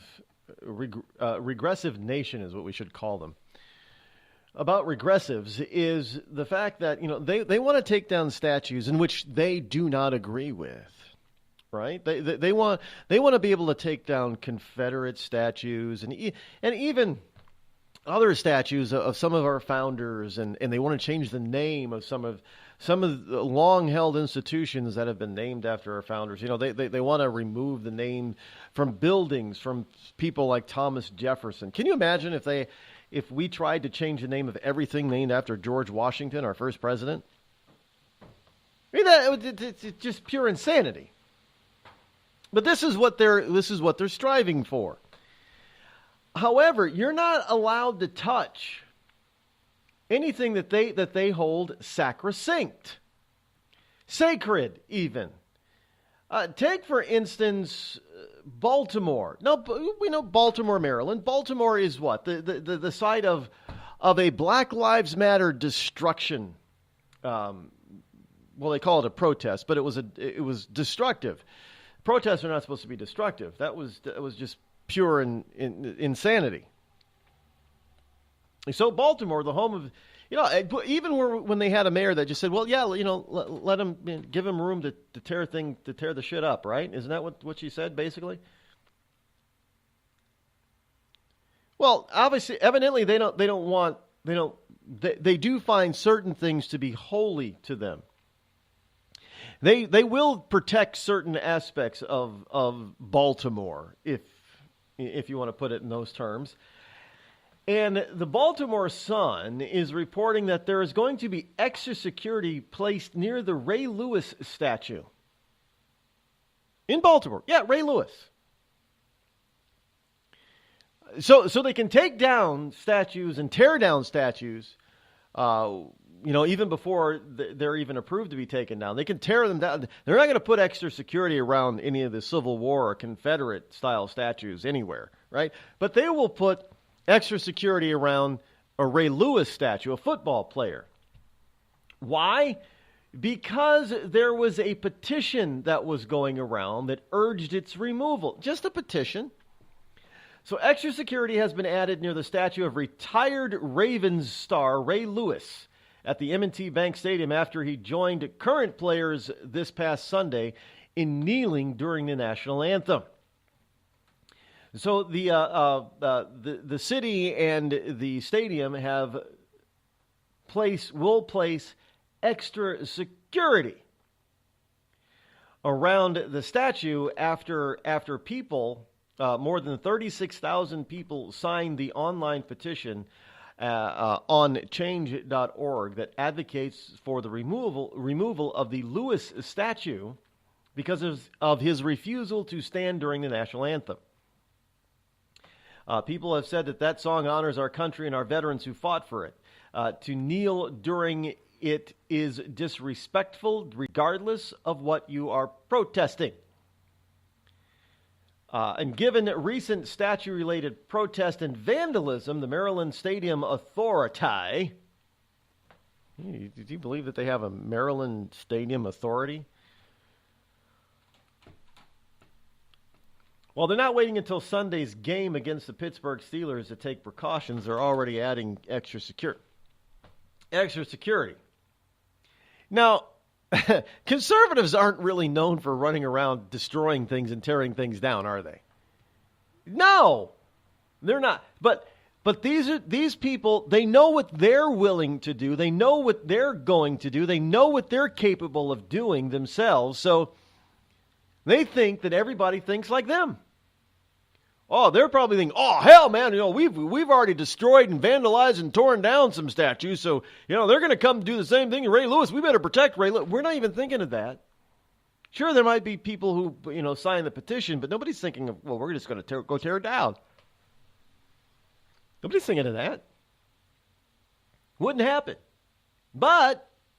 the left has done it, so they're thinking that everybody else is going to do it too. This is how evil thinks, because they do evil deeds. They expect everybody else to do evil deeds, even if nobody else really wants to do the evil deeds that the evil have done.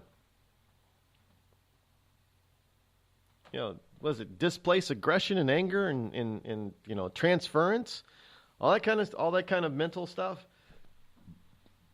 That's basically what it is. It's just a form of transference.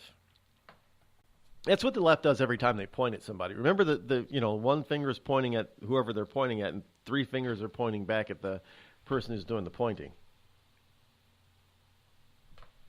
So, I mean, that's the way it typically is, especially when you're dealing with the left. Whenever you hear somebody on the left complain or accuse somebody of doing something, right then and there, they're trying to hide the fact that they're the ones that are actually doing it. Hey, serious. And that's usually the case. You can bet on that one with great certainty that in most cases you will win the bet.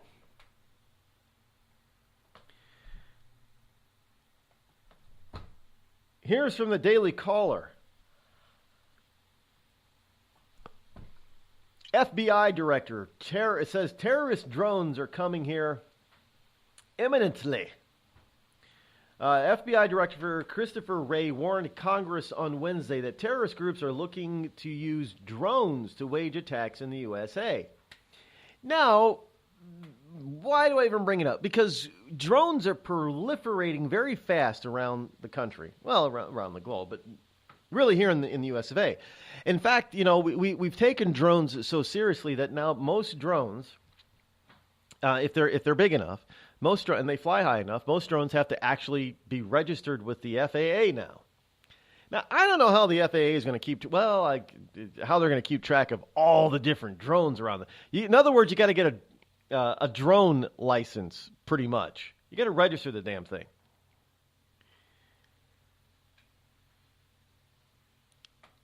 But there's no real way of tracking them. Currently, not that we know of. I mean, who knows? Maybe our government does have a way of tracking drones. They just don't want to tell us.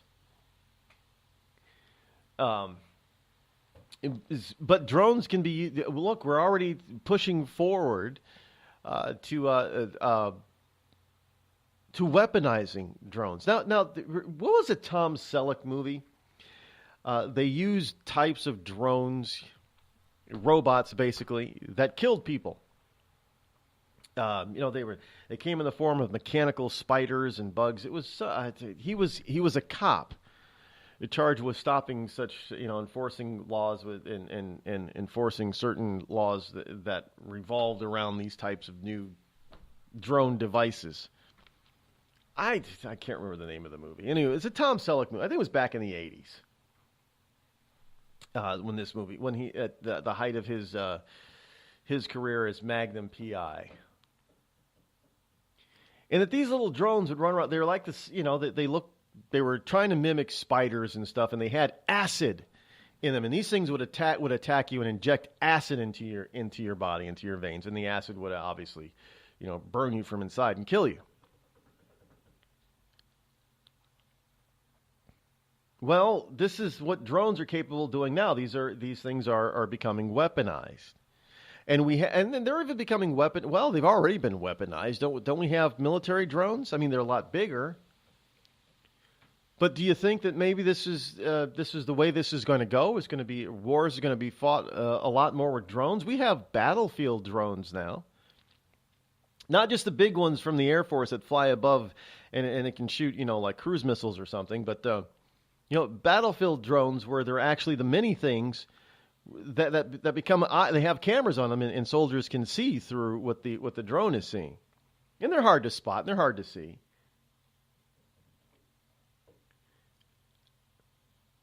But so we've had these things. They've been in people's psyche. They've been in people's minds.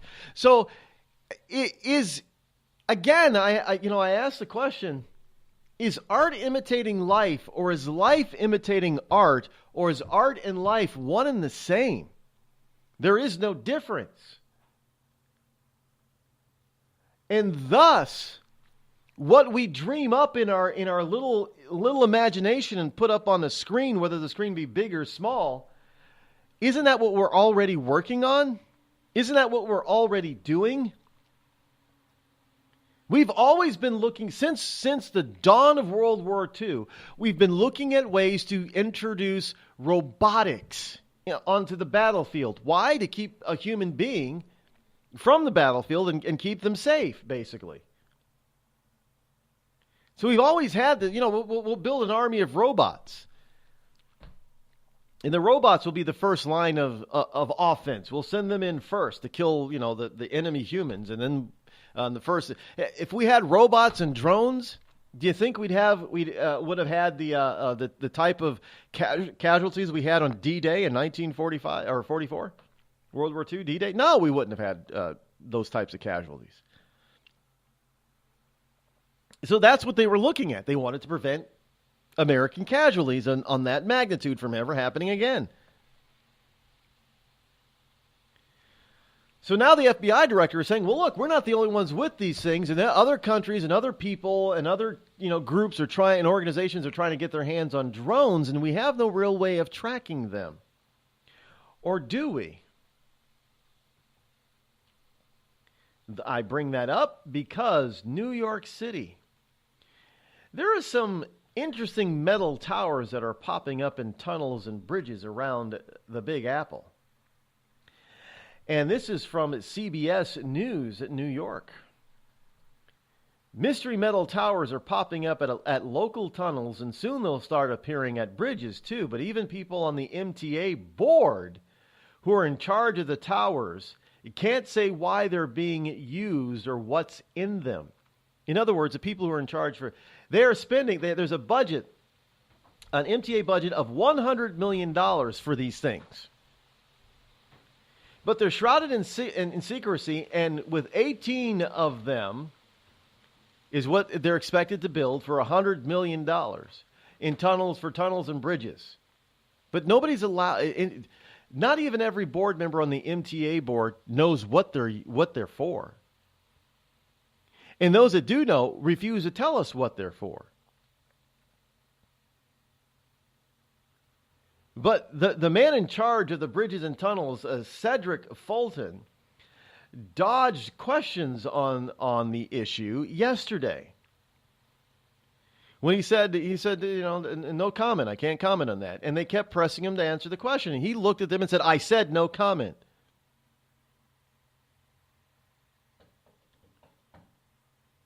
So now we have local government, city government, who is advocating $100 million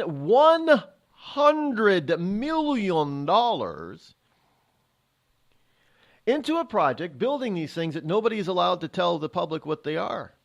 And the public can see them, we just don't know what they are. Are they going to have, the speculation is that they have some sort of early AI facial recognition technology built into them, because it looks like they have these like little cameras on them. And that they have the ability to sniff out, certain types of chemicals that make up bombs. There's all kinds of speculation about what these things. These are, anti-terrorist types of devices. And understand, the speculation is people probably don't even realize how accurate they are on the speculation. And you've got to ask yourself, well, do we want this kind of stuff popping up all over the place? Do we want to have these so-called preventative measures? Minority Report, anybody? Again, I ask you, is the future what we dreamed it would be? Is it not what we thought it would be? Or is the future still, years and years away? Or, as with some of the more famous futuristic movies like 2001: A Space Odyssey and Back to the Future, are we already living in the future?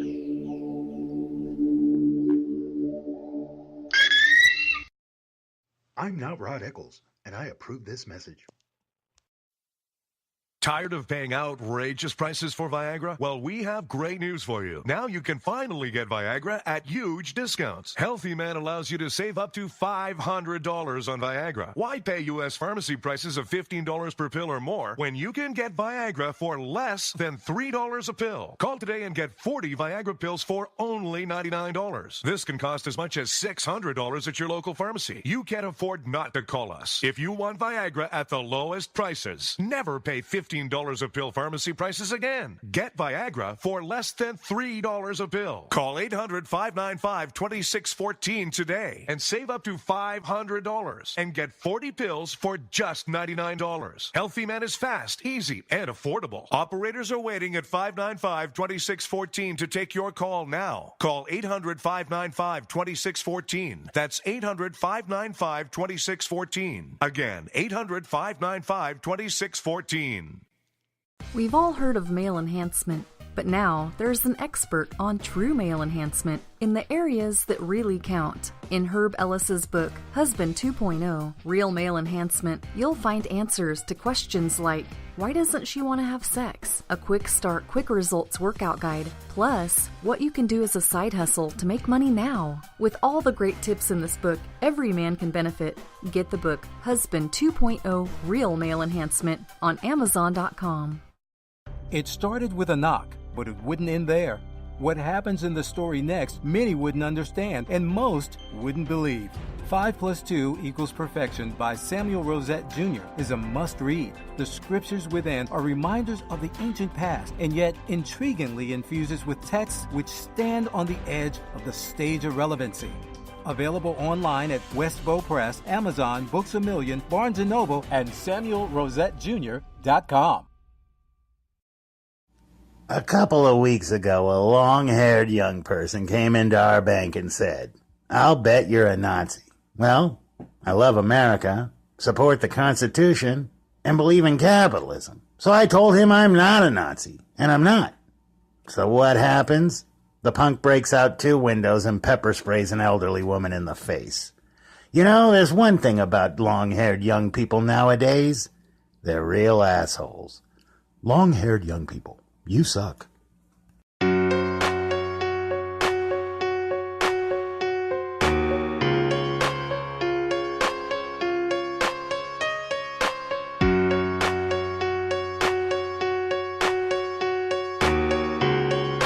Interesting thing is that if you watch the newscast interview with some of the people on the street, some walk by and say, "Oh yeah, at night they're all lit up. They're really beautiful at night, lit up and bright and shiny." I think, are you insane? All we had to do is so. In other words, in order for there to be an oppressive, regressive government, all they have to do is shroud everything that they want to do, all this stuff, in art, in artistic beauty. So as long as people see the thing as being pretty, then it's okay if it's there. Oh yeah, it dresses up the tunnel entrances and the bridges and the parks. Oh yeah, those things, those towers, they look like sculptures, metal sculptures. The type of sculptures that you have often have in front of museums. These look like, and at night they're all lit up. They're real pretty. Yeah, they're pretty while they're spying on you. They're pretty while they're gathering information on you. They look, as long as they look pretty, that's okay. That's cool. Yeah, no, I'm not down for that. And how is it that you can advocate? No, folks, I really want you to think about this. How can you advocate taking away people's freedom when the very notion of the existence of this country is based on people's freedom? But you want to take that freedom away so you can preserve the society? Then what society are you preserving? You're not preserving a free society. You're replacing it and introducing a completely new and different society, are you not? And if that's what you're doing, have not our enemies won? If our enemies want to destroy our freedom, our way of life, and that is what we're doing to ourselves by replacing it with oppression and regressive laws and restrictive laws and restricting our movements and our privacy, didn't the enemy win then? Haven't they won the fight without really killing many of us? I mean, think about it. If you can get a society to change its entire way of living, because you don't like it. Okay, let's just take the Constitution. If you're an Islamic believer, well, there's no reconciliation between the Islam and the Constitution. So you want to get rid of the Constitution, but you can't defeat the country that holds the Constitution directly. So what do? You scare the bejesus out of all of them, so their government decides to get rid of eat away at the Constitution slowly themselves. So no longer do you have freedom of speech because you can't say anything that you want to now because some people will either shout you down or even advocate violence against you if you say things that they don't agree with. There goes freedom of speech. You have lots of people that decide that, you don't need to protect yourself. That's what we have certain government officials for. We'll do the protecting. So you don't need a gun. So there goes the Second Amendment. Do you see where I'm going with this? Well, in order for us to make sure that we don't have terrorist cells and terrorists amongst us, we got to be able to take pictures and monitor you to every 24/7. So there goes the Fourth Amendment. You see where I'm going with this? So are we really winning the war on terrorism, or is terrorism really winning? Did we really defeat communism, or is communism really winning? I really think about this, folks. Are we as free as a people, as a nation, as we used to be? I don't think there's anybody that can say yes, honestly answer yes to that question. There's no possible way. How can you say that we're... If back in the 60s and 70s, you had 70,000 pages of federal government regulation, and today you have over 170,000 pages of federal regulation. How can you possibly honestly say that we're freer today than we were 30, 40, 50 years ago? We're not. We're less free. And we continue to lose that freedom. So I ask you again, are we actually winning? And we're tearing ourselves apart because we have people that will openly you never used to think of people openly disrespecting the United States, the Constitution, and the flag and our military openly. But now they're doing it in some places that we consider to be completely holy American shrines, like on the baseball and football field. Those are strictly American shrines. A baseball apple pie type of thing. And today it's football apple pie. And yet this is where they choose to disrespect the entire country. In other words, they're disrespecting not only football, but they're disrespecting the apple pie as well as America. Did you ever think that would happen? So again, I ask you a very simple question. Are we more free today or less free today than we were 30 or 40 years ago? Are we actually winning the wars against our enemies, the communists, against the terrorists, against the socialists? Are we really winning? Or have we already lost? Think about that.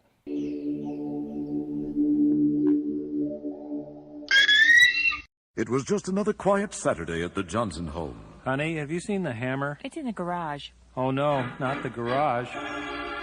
Later that same day... Dad, I can't find the bicycle pump. Son, I'm afraid it's in the garage. The garage? Then the following Tuesday... Howard, where's the car? It's in the garage. Does your garage look like a giant yard sale without the yard? Do you cringe at the thought of entering your garage? Then you need Crest Garage Cabinets. With one phone call, those wonderful folks at Crest will come out to your home, design the best combination of cabinets for you, and install them quickly and professionally before your very eyes. It's a miracle. And unlike other companies who ask for a down payment or money up front, you won't pay a penny until your Crest cabinets are installed to your satisfaction. So call Crest today, toll-free at 1-800-548-2848. That's 1-800-548-2848. And you'll never fear going into your garage again. And now, a message from the American Migraine Foundation. It's an absolute nightmare. I was terrified. It was like your head's gonna explode. Migraine is a disabling disease. Just all of a sudden couldn't see. Migraine has ruined my life. Absolutely terrifying. There's pain that does not stop. It's a throbbing, pulsing, banging, hammering feeling in your head. 36 million Americans suffer. I started getting migraines around 5 years old. Just takes over everything. I feel trapped by migraine. It hurts like my head's gonna fall off. And the whole world around you stops. My world has gotten small. You feel like the world's closing in on you. There's nothing you can do. I had spent a year housebound. It's like you're trapped in your head. There's no escaping it. You can't leave your body. Don't suffer alone. Make your move against migraine. Visit AmericanMigraineFoundation.org to find help, learn more, and get connected.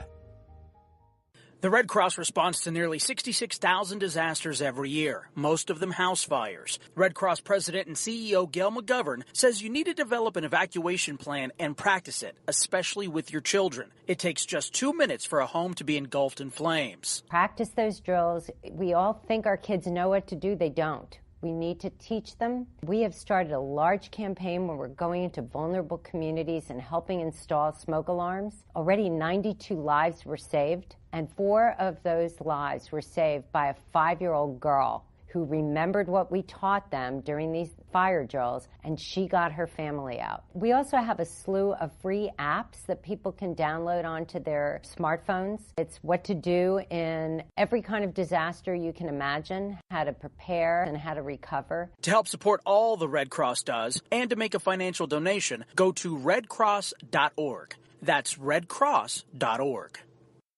It's Thursday night, and you're grabbing drinks with some friends. Started off with a pitcher for the table, which quickly becomes 2. There's pool.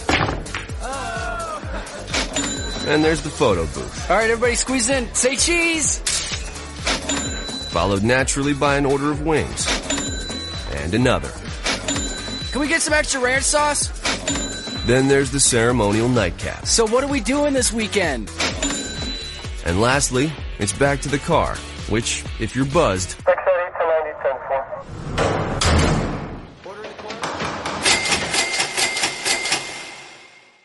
could be the most expensive night of your life. Getting pulled over for buzzed driving could cost you around $10,000 in fines, legal fees, and increased insurance rates. Nothing kills a buzz like getting pulled over for buzzed driving, because buzzed driving is drunk driving. Brought to you by the National Highway Traffic Safety Administration and the Ad Council.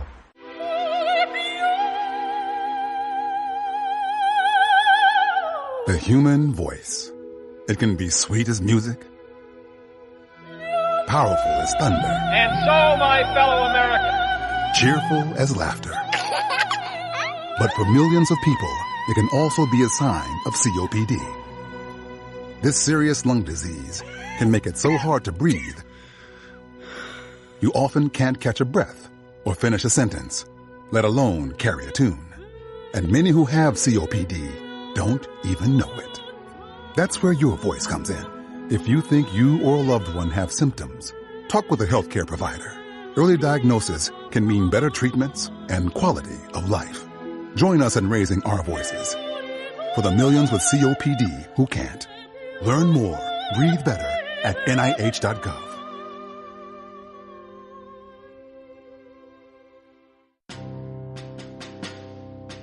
On the battlefield, there's a saying America's military men and women live by. Never leave a fallen warrior behind.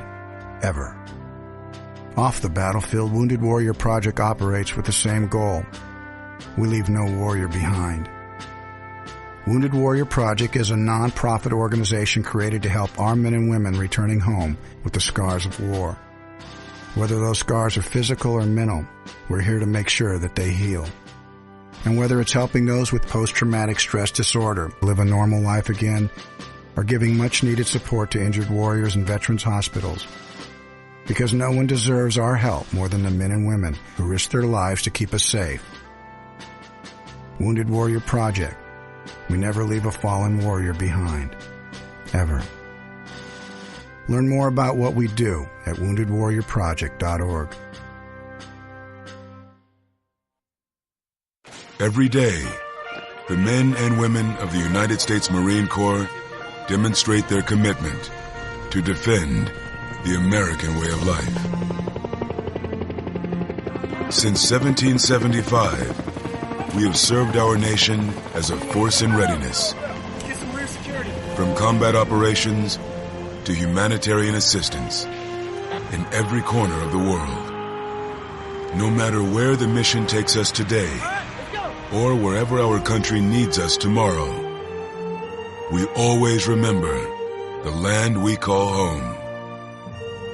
As Marines, we take a stand for each other, for our nation, for us all. The few, the proud, the Marines.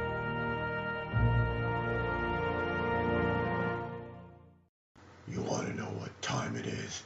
It's time to bring the rain. Zinc Media. Feel the power of knowledge.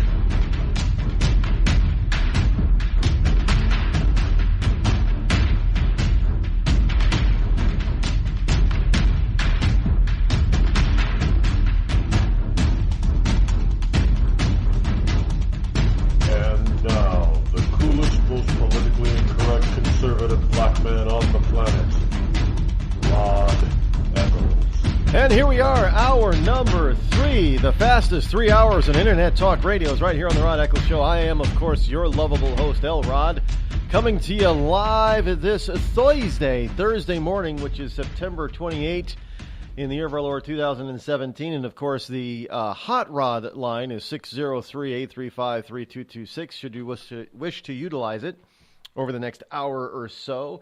So welcome back to all you liberty lovers and ecclesiastites all around the globe, as well as you incidental listeners, you new listeners, and you liberal listeners. Got to give a shout out to all the wonderful liberals. I just honestly hope. Look, I know people always talk about getting people to agree with whatever they believe in. That is not my goal here. I've stated that numerous times. If you're an ecclesiastite, you know what the goal is. And the goal is not to get people to agree with me. Because I still stand by the old, I don't know, maybe Confucius said it, I don't know who said it, but the old proverb that a man convinced against his will is of the same opinion still. So I'm not going to try to convince people to agree with me. All I'm here to do is to get people to think logically. And to know what the truth is. Not made up truth, not their truth and my truth, but the truth. Just think, because if you start thinking truthfully, accurately, and logically, you will automatically begin to agree with me on the macro stuff, on the big picture. We will never agree 100% on the micro, how best to achieve the macro. And as I have often said, look, the founders didn't even agree on the micro. They agreed on the macro. in that they agreed to come up with, and they came up with the Declaration of Independence and then the Constitution. They obviously agreed on the big picture, the macro. But they often vehemently disagreed on how best to achieve that macro goal, how best to implement the Constitution. I mean, if you look at historical documents, you would think that Thomas Jefferson and John Quincy Adams couldn't stand each other. And if you looked at what they said about each other, you might agree that they couldn't stand each other because they disagreed vehemently on how best to achieve true constitutional governance. But they did agree on the overall big picture, the macro, the Constitution itself. So that's what my goal here is just to get you to think logically, because by doing so, you'll automatically agree with me on the big picture, on the macro. But we probably will disagree on certain things, on the micro, and how best to achieve the big picture. And that's fine.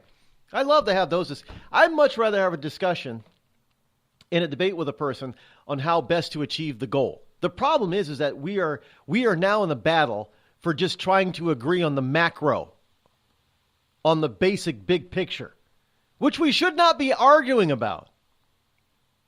We shouldn't have to argue about the argument for the big picture was settled 230 some odd years ago. We shouldn't be having that argument today. Not with a fellow American. No, definitely not. But this is where we're at. We're having a discussion and a battle over the big picture, over the very Constitution that was that argument, that fight was settled over 230 years ago. Well, at least you would think so. But all of a sudden, we're back fighting it again. And we didn't even know that we were fighting for it. And now those of us who are fighting for it, we're behind the eight ball because we've been fighting for it for the last 50 or 60 years. But we didn't even realize that we were really fighting for the very life of the Constitution until maybe 20 years ago. Because we really didn't believe that that an American would actually be anti-American. We didn't believe that. Hardly any of us believe that. 20 years ago, we never would have believed that some NFL players and some baseball players and some professional basketball players would be all right with kneeling during the national anthem and slapping every American and every military person that ever served in the face. And then go out and argue, well, they have a right to do that while taking our money. 20 years ago, we never would have thought that. But 20 years ago, the left was planning this very thing. We were in the middle of a war and we didn't even know it. We didn't recognize it because we were such good Americans that we didn't think that any American would be that anti-American. We didn't, but hey, we had Bill Clinton. We just thought Bill Clinton was a bad president. We didn't think Bill Clinton was a traitor. We didn't think Bill Clinton worked for the other team or the other side. And then they got Obama elected. And then we started thinking, whose side is this guy on? You might have thought Bill Clinton was a womanizing, sexist, rapist type of a Southern hick boob and an incompetent president, but you never thought that he hated America. We never believed for an instant that Bill Clinton hated America. Oh, no. We just thought Bill Clinton was out for himself. He was out to have a good time, have good fun. And, if certain people got things in the way that compromised a few things in America, not all of America, but a few things in America, but he got to have fun, it was okay. So none of us actually think that Bill Clinton was a traitor, that he hated the USA. We just thought he was a good old boy out to have a good old time. And then we got this guy called Barack Hussein Obama, and all that changed. And we realized, no, we just elected somebody who really does hate this country. He hates the way it was founded. He hates the way it was run. And he's doing everything in his power possible as president, even going beyond his constitutional duties by instituting all of these czars that people have totally forgot about, and all these executive orders that Trump is trying to reverse on some, that did nothing but damage the people of this country and the Constitution. And that's when we woke up and realized we were in a battle. We're in a war for the very life and soul of this country. That's when we realized that there was a guy in the White House at the Oval Office that could arguably have been said that he hated this country. He bowed before a foreign leader, not only a foreign leader, but a king. And not only a king, but a king that represents those that we are at war against. Islamist. Think about that for a second, folks. 20 years ago, we're looking at 1997. None of us, especially on the right, none of us centrists or on the right of the political aisle ever thought we'd be where we are today. Boy, were we wrong. So again, I one more time I ask you, are we in the future, or have we been in the future for some time? And now we're just waking up to the fact that we're in the future. You think about that.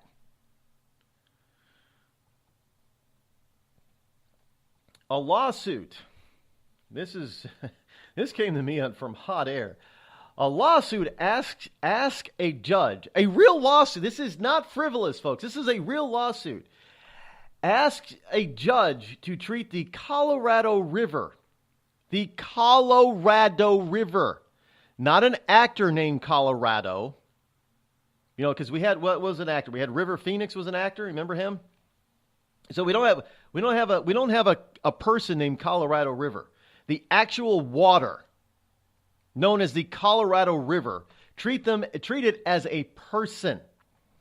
An extremist environmental group, with the help of a Denver lawyer, has filed a lawsuit naming Governor John Hickenlooper as a defendant and the Colorado River as the plaintiff. Yes, in other words, the lawsuit asked the court to treat the river as a person. The suit was filed Monday, earlier this week, in federal district court in Colorado by Jason Flores-Williams, a Denver lawyer. Flores Williams, now, I'm just speculating. Is he a gay married man? I don't know. But with a hyphenated name like that, I'm just wondering.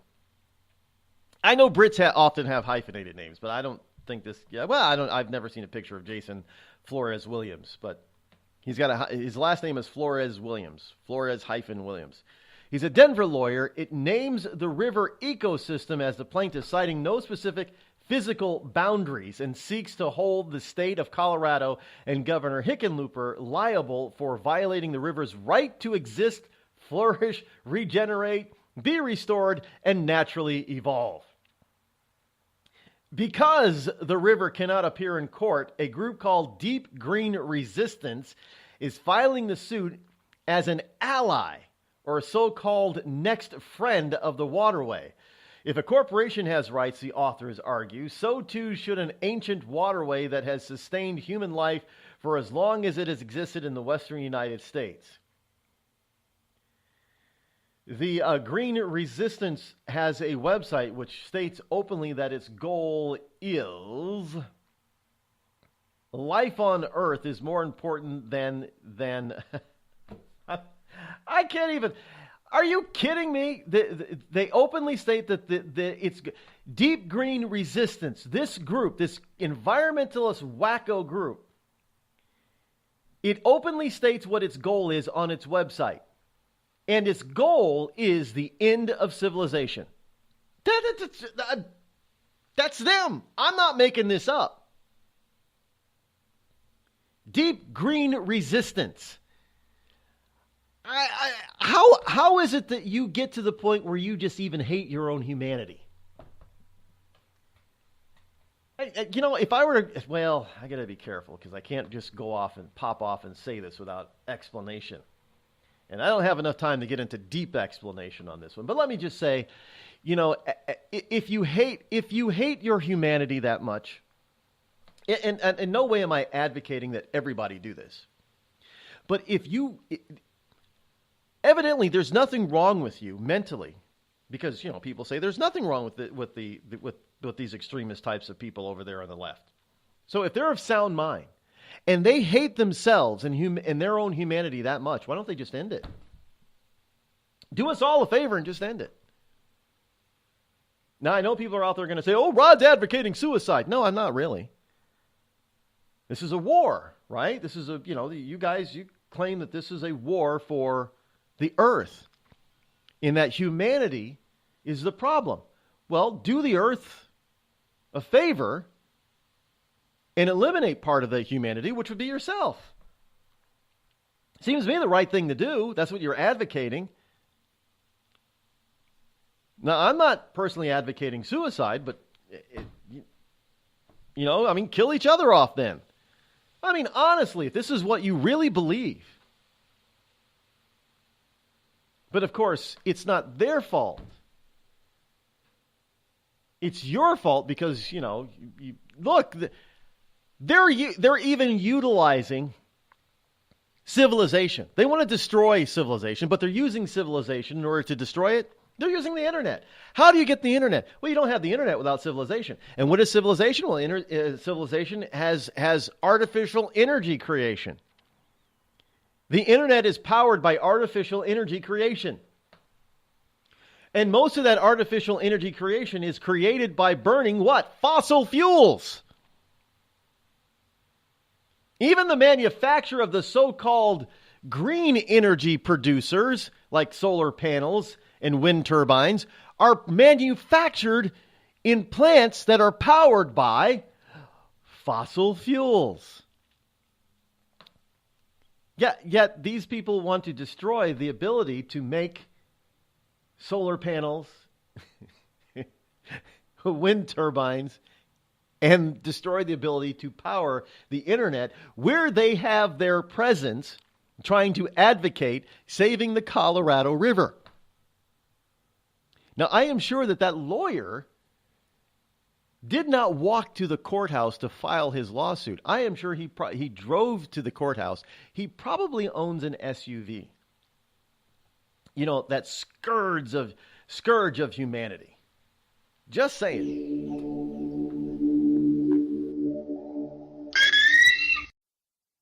Tired of paying outrageous prices for Viagra? Well, we have great news for you. Now you can finally get Viagra at huge discounts. Healthy Man allows you to save up to $500 on Viagra. Why pay U.S. pharmacy prices of $15 per pill or more when you can get Viagra for less than $3 a pill? Call today and get 40 Viagra pills for only $99. This can cost as much as $600 at your local pharmacy. You can't afford not to call us. If you want Viagra at the lowest prices, never pay $15 a pill pharmacy prices again. Get Viagra for less than $3 a pill. Call 800-595-2614 today and save up to $500 and get 40 pills for just $99. Healthy Man is fast, easy, and affordable. Operators are waiting at 595-2614 to take your call now. Call 800-595-2614. That's 800-595-2614. Again, 800-595-2614. It started with a knock, but it wouldn't end there. What happens in the story next, many wouldn't understand, and most wouldn't believe. 5 + 2 = Perfection by Samuel Rosette Jr. is a must-read. The scriptures within are reminders of the ancient past, and yet intriguingly infuses with texts which stand on the edge of the stage of relevancy. Available online at Westbow Press, Amazon, Books A Million, Barnes & Noble, and SamuelRosetteJr.com. We've all heard of male enhancement, but now there's an expert on true male enhancement in the areas that really count. In Herb Ellis's book, Husband 2.0, Real Male Enhancement, you'll find answers to questions like, why doesn't she want to have sex? A quick start, quick results workout guide, plus what you can do as a side hustle to make money now. With all the great tips in this book, every man can benefit. Get the book, Husband 2.0, Real Male Enhancement, on Amazon.com.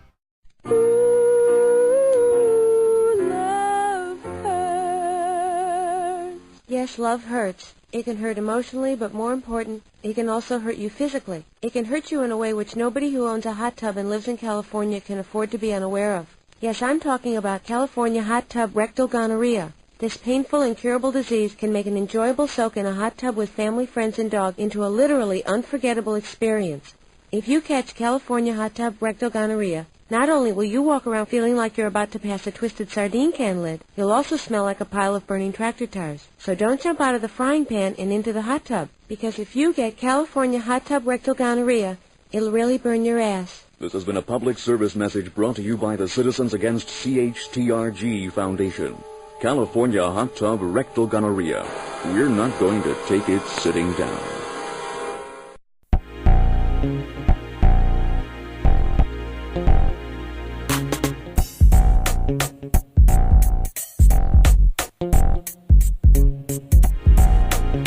One of the things that we have that was futuristic that we do have now, but it brings up my point that government sometimes gets in the way of science, and sometimes it gets in the way of the wrong science. I think they're called they're hypodermic needles. On Star Trek where there's no actual puncturing of the skin. There's no needle. We have those, but we don't use them. Now, I'm not going to speculate onto why they'd rather have metal needles still being used instead of being able to. I do know that certain medications would have to be reformulated because hypodermic medicine, when you atomize it into molecules that gets pressed through the skin, is effective quicker than a needle. It's kind of like a pill versus an injection. The injection is faster than the pill, but in this case, the atomization or the hyperization of it is quicker than an injection. So certain medicines would have to be reformulated because of that. And the molecules, I understand, are currently too big to be atomized via current atomization technology, I guess. I'm not all that familiar with it, but I do know that this type of technology exists, but we're not adopting it. We're not utilizing it. It would be safer, for one. It would eliminate needles, so that means it would eliminate people accidentally getting pricked with a dirty needle. It would eliminate the people reusing the same needle. It would eliminate a lot of different hygiene aspects.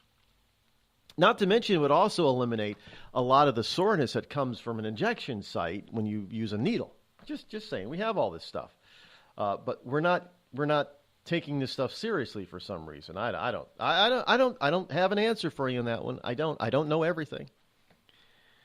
Somebody afraid of getting rid of needles? Probably the needle industry. In any case, it is that time in the show where we have a list of today's holidays. Today, September 28th, which happens to be Thursday this year, the following holidays are in existence, and you should want to celebrate each and every one of them. Today is Fish Tank Floor Show night, not day, night. So yes, show off. If you have a fish tank, tropical fish tank of any kind, you should show it off tonight. That's what today is. It's Fish Tank Floor Show night. It is also National Bakery Day.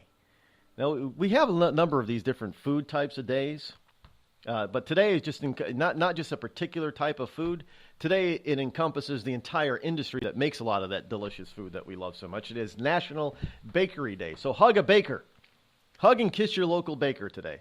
It is also International Right to Know Day. Well, evidently there are people that don't think that we do have a right to know. Now, International Right to Know Day was created on September 28, 2002. So this is a recent holiday, but evidently we have people in our own government, in city government, that doesn't think that we have a right to know.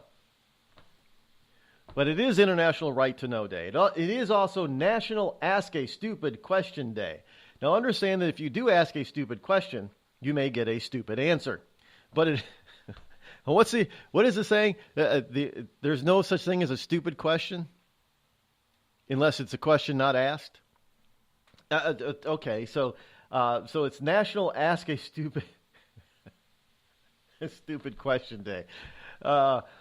I'm sure there are people that like to ask me a bunch of stupid questions, and I would give them a stupid answer, of course, because I'm that sarcastic. I can't help myself, really. Well, sarcastic answers, they just come so naturally to me. Hey, it's the way God made me. I was born this way. It's also National Drink Beer Day. I think there's only one country on the planet that drinks more beer per capita than the USA, and that would be Germany. But we give them a run for their money. We have a lot of beer. So today's National Drink Beer Day, so celebrate the day by drinking some beer. Your favorite beer, the best beer that you can find. It could be a local brew. It could be a micro brew, a macro brew. It could be a national brew. It doesn't matter. Drink a beer. Celebrate national beer. But wait until after work hours. I know it's 5 o'clock right now somewhere on the planet, but if it's not 5 o'clock where you are, do not have a beer. Wait until it's 5 o'clock or after where you are to have that beer. It is also a National Read a Child a Book You Like Day versus reading a child a book that you don't like, I guess. But read a child a book that you do like day. It is also World Maritime Day, which is also known as World House Light Day. It's also National Strawberry Cream Pie Day. You know, because it's Baker Day, you got to, in order to bake a pie. So it's National Strawberry Cream Pie Day, along with National Bakery Day, and it is also National Good Neighbor Day. So it is a perfect day to be a good neighbor. And those are your holidays for today, September 28th. You might be surprised to learn who has Crohn's disease or ulcerative colitis. Nearly 1 in 200 Americans are suffering with the debilitating pain and constant disruption of these inflammatory bowel diseases, or IBD. Chances are you know someone with IBD. For example, your neighbor or coworker. The Crohn's and Colitis Foundation was created to help patients cope and to find a cure. People with IBD can't wait. Won't you help someone you know? Visit www.escapethestall.com today. Were you born from 1945 to 1965? People born during these years are 5 times more likely to have hepatitis C, but most people don't know they are infected. So even if you try to eat right, exercise, and take care of yourself, you can still have hepatitis C, a serious liver disease that often has no symptoms. In fact, people can live with hepatitis C for decades without feeling or looking sick. But over time, hepatitis C can cause serious health problems, including liver damage, liver failure, or even liver cancer. Getting tested is the only way to know if you're infected with hepatitis C. That's why the CDC recommends everyone born from 1945 to 1965 get a blood test for hepatitis C. Treatments are available that can cure this disease. So talk to your doctor about getting tested. It could save your life. A message from the CDC. Everyone is talking about healthcare these days. America spends twice that of other developed countries on our healthcare system, yet our health ranks near the bottom. How can we stop spending so much and getting so little? Shifting to a system based on primary care can help fix the problem. Patients with a primary care doctor live longer, healthier lives and are less likely to suffer from cancer, heart disease, or stroke. Primary care that is comprehensive and coordinated also saves money. Patients who have a primary care doctor spend 30% less on health care than patients who don't. States with a high number of primary care doctors have lower health care costs and higher quality care. Primary care can help make America healthy again. To learn more about the benefits of primary care, visit www.healthisprimary.org. This message is brought to you by America's Family Physicians. It's been called shell shock, war neurosis, and battle fatigue. Today, we call it post-traumatic stress disorder, and it affects 1 out of every 5 warriors returning from battle in Iraq and Afghanistan. The Wounded Warrior Project offers comfort and support for warriors with PTSD and all other scars of war, whether those scars are visible or hidden. Find out how to help, because for warriors, the greatest casualty is being forgotten. Please visit woundedwarriorproject.org. The Amazon's rainforest is being cut down so fast that by 2030, 55% of it could be completely wiped out. The Earth's forests can't speak up when they need help, but we can. Be the voice for those who have no voice. Visit worldwildlife.org. There's a threat targeting America. One that's growing fast, but may still be hard to see. Lyme disease. Spread by tiny ticks, often smaller than the head of a pin. This dangerous disease is now more widespread than West Nile, tuberculosis, and HIV/AIDS combined.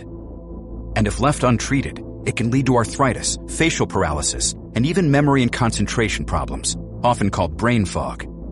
As the threat of Lyme disease grows to more than 300,000 projected cases each year, it's time for us to target Lyme disease.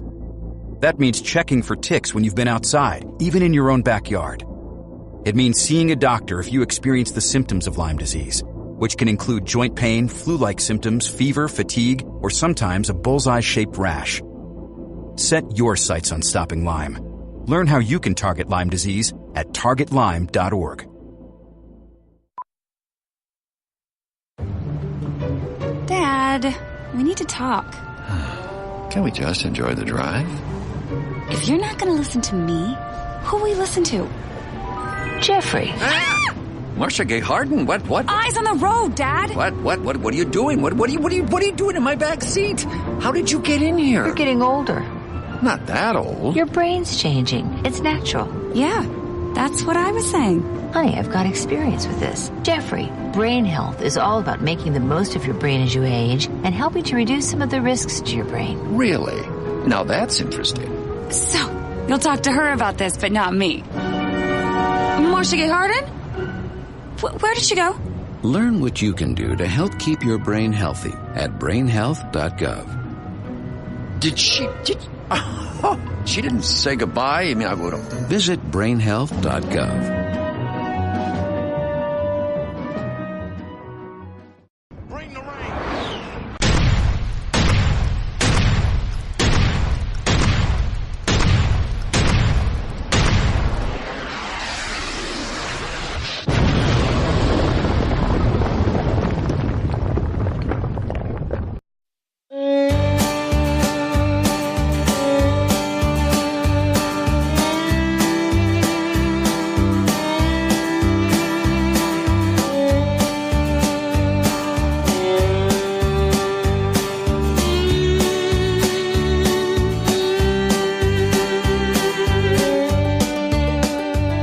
603-835-3226. Should you wish to utilize that number, that is the Hot Rod line, call-in line.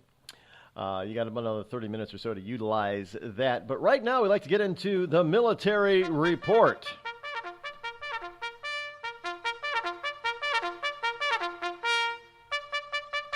Yes, every week at this time, we like to bring you some military news or military-related news.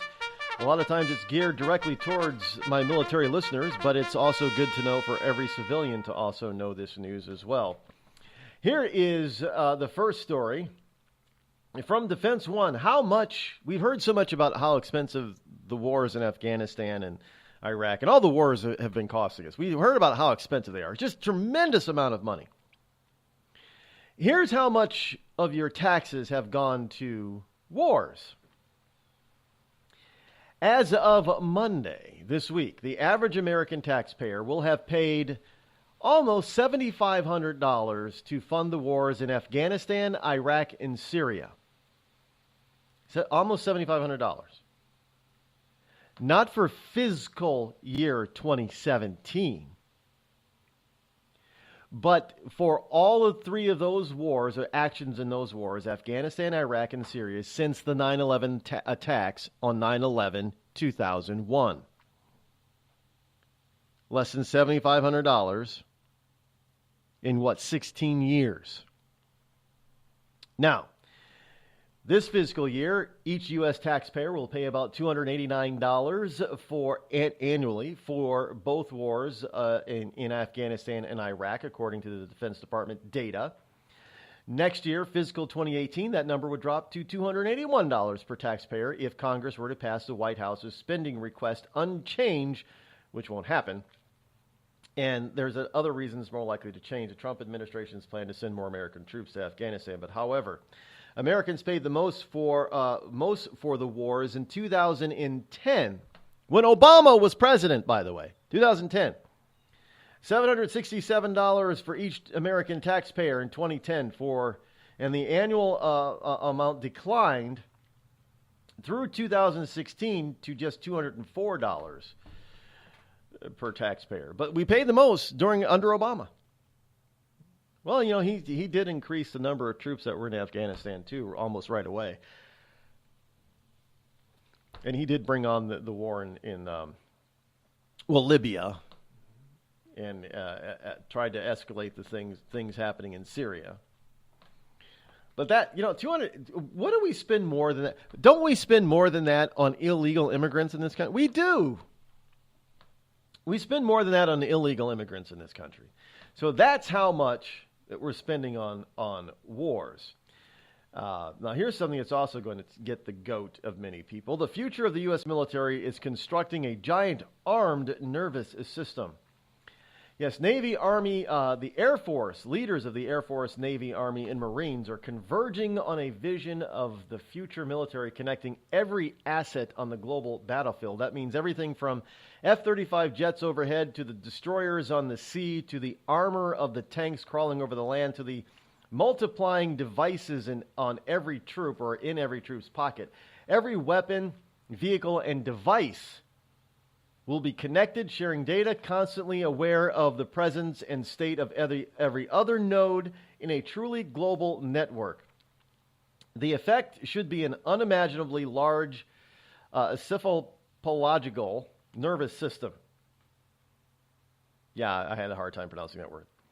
Armed with the world's most sophisticated weaponry. In recent months, the Joint Chiefs of Staff put together the newest version of their national military strategy. Unlike previous ones, it is classified, but executing a strategy requiring buy-in and collaboration across the services.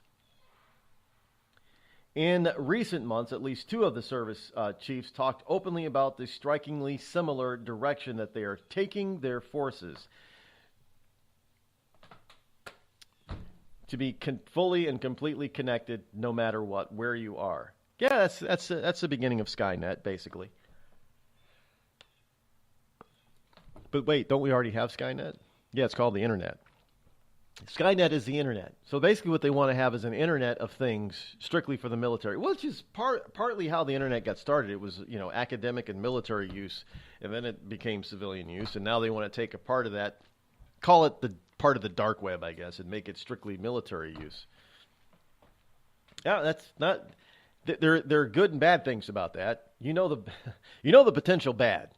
The potential good is having accurate, updated, up to the minute, up to the second battle information, and knowing location of friendly troops. So it would help to reduce friendly fire, but obviously it means the potential for hacking and hackers being in control or getting control of parts or all of the nervous system. So I'm sure there are going to be many kinds of fail-safes in order to prevent that type of thing. So if something does get hacked, they can eliminate a part of it, isolate it from the grid, if you will. This from military.com. One of the nation's oldest ships finally returns from an unusual final deployment to be put to rest or retired permanently. Yes, this is a 46-year-old ship. The ship that was given a 5-year reprieve from its retirement in order to test out a new concept for the Navy is finally returning home this week for the last time. The USS Ponce, as in Ponce de Leon, P-O-N-C-E, born an Austin-class amphibious transport dock and remade into an afloat forward staging base in 2012, will pull into home port in Norfolk, Virginia, evidently today. Ending a 5-year deployment to the Middle East, the ship is set to be retired after 46 years in service later this year. The Ponce is one of the oldest ships in the entire Navy fleet, had a full career before being tapped for its new mission. She's been patrolling off the shores of Beirut, Lebanon, after the Marine barracks were bombed in Beirut. She's been in operation in Desert Shield and Desert Storm in the Mediterranean, carrying Marines from Camp Lejeune, and recently being in the Middle East again, doing this new type of becoming this new type of platform over there for the Navy. And after 46 years of honorable duty The venerable ship shall be retired. Now, it's not saying if they're going to make it into a museum or if she will be scrapped. Now, personally, I think enough of this museum stuff. I think we got plenty of museum. Do we need another floating museum? Well, they want to make her a museum because of and explain the transformations that she's gone through over 46 years. That's probably not a bad idea. People get a better idea of what the military does. West Point grad. West Point responds to a tweet of a cadet with a Che Guevara t-shirt under his uniform and a handwritten message inside of his cadet cap that read, "Communism will win." I kid you not. We got communism trying to infiltrate our military academies. And this is at West Point. This is very embarrassing for West Point, by the way. The U.S. Military Academy released a statement Tuesday earlier this week after a recent graduate posted photos of himself with pro-communist messages hidden under his uniform and dress cap while still a cadet. The photos posted by Second Lieutenant Spencer Rapone, or Rapone, R-A-P-O-N-E, show the then cadet posing with a Che Guevara t-shirt under his uniform and "Communism will win" written under his cap at his graduation from the academy back in May. In case there was any lingering doubt, hasta la victoria siempre. The Second Lieutenant Rapone's action in no way reflect the values of the U.S. Military Academy or the U.S. Army. A statement said, what they should be doing is figuring out if he really did mean this stuff, they should be looking for a way to drum him out of the military. Rapone, who describes himself as an Army infantry officer in his Medium.com profile, first posted a photo of himself on Sunday in support of pregame national anthem protest all over the NFL. The lieutenant is assigned to the 10th Mountain Division, who said in a statement to Army Times that while they support freedom of speech for soldiers, they draw the line at political statements made in uniform. So the 10th Mountain Division not only supports free speech, it trains every day to ensure our nation has the ability to protect it at all costs. Now, isn't it ironic that we're talking about protecting free speech, especially of a person who is advocating getting rid of free speech? Well, communism doesn't stand for free speech. Neither did Che Guevara. Neither did Fidel Castro. Neither did, and those, they are, you want to call them pawns or puppets or friends of Soviet-style communism. They were, freedom of speech and Brezhnev didn't get along. Freedom of speech and Stalin didn't get along. So there's no possible way that this kid, and he's a kid, who's serving in the U.S. military, whose duty it is to stand by the Constitution which upholds freedom of speech, who then advocates against freedom of speech by advocating for a system of government that does not like or permit freedom of speech.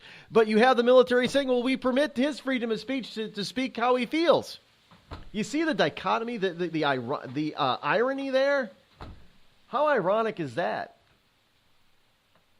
I mean, do you think that this person should be challenged on his belief? I think he definitely should be. Look, just because you have freedom of speech, it doesn't mean that you have freedom from consequences of your speech. You must be willing to accept the consequences of your speech. If you are a communist, if you believe in communism, then frankly, you have no room or place in the United States military, because the military is all about defending against and defeating communism. Because it's anti-freedom everything, not just freedom of speech. So, anyway, that is this week's military report. What do you think about this guy, this Second Lieutenant Rapone, or Rapone? I don't know. Is he Italian? I don't usually make fun of people's looks, but he's got kind of a big head.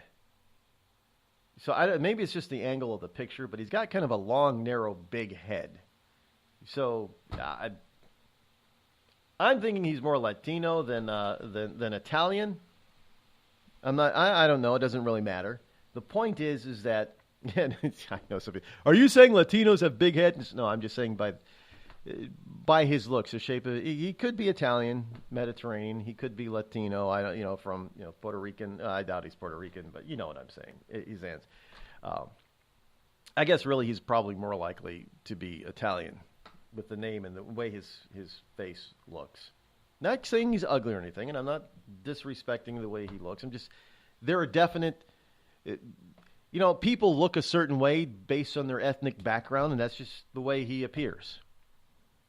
And the name, it can be a little confusing, but as far as I know, Rapone or Raponi is more Italian than Spanish. But I guess he could be Spanish too, depending on, what other parts of his name got dropped. Maybe he was De La Rapone, which would have made him. But he likes Che Guevara and communism. So maybe he could be Cuban. I don't know. Doesn't really matter. The point is that he really does seem to portray communism as the answer, while being in a military that defends against communism. So he doesn't belong in that military, and he should be drummed out as a consequence of his exercising his freedom of speech, his free speech rights. There are consequences. So there you go. Just saying.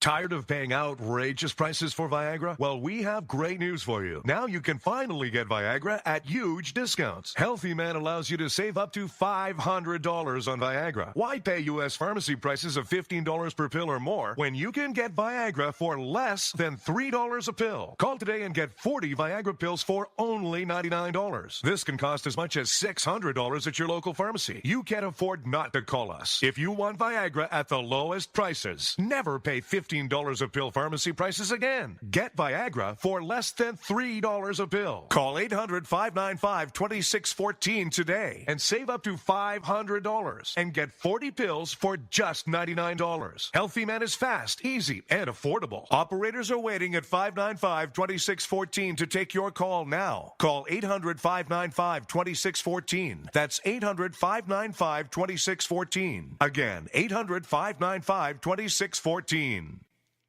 We've all heard of male enhancement, but now there's an expert on true male enhancement in the areas that really count. In Herb Ellis's book, Husband 2.0, Real Male Enhancement, you'll find answers to questions like, why doesn't she want to have sex? A quick start, quick results workout guide, plus what you can do as a side hustle to make money now. With all the great tips in this book, every man can benefit. Get the book, Husband 2.0, Real Male Enhancement, on Amazon.com. It started with a knock, but it wouldn't end there. What happens in the story next, many wouldn't understand, and most wouldn't believe. 5 + 2 = Perfection by Samuel Rosette Jr. is a must-read. The scriptures within are reminders of the ancient past, and yet intriguingly infuses with texts which stand on the edge of the stage of relevancy. Available online at Westbow Press, Amazon, Books A Million, Barnes & Noble, and SamuelRosetteJr.com.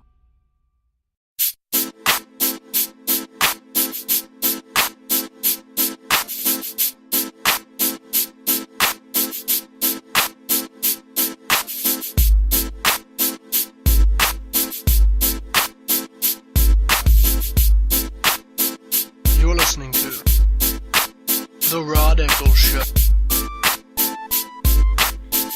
Yes, indeed. Welcome back to the program. Glad that you are here for the closing moments of the program, and we will get you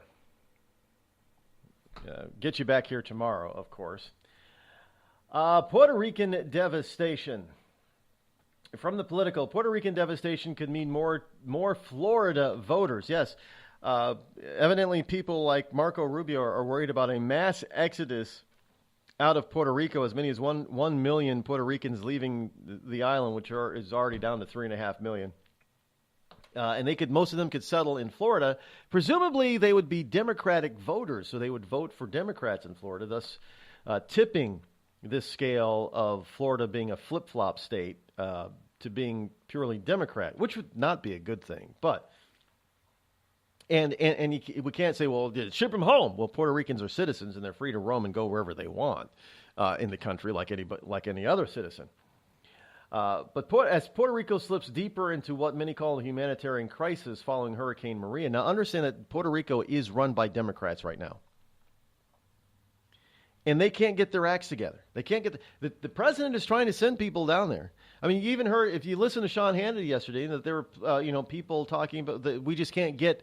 They're not focusing down there. They're not focusing on clearing the way to let people come, to clear the way, to let people, volunteers and other people come in to help them rebuild.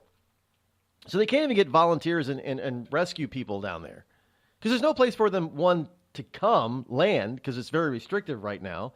And there's no place for them to stay once they get there. And nobody's actually trying to move to get things moving. I guess 97% of the populated pre-powered island is still without power.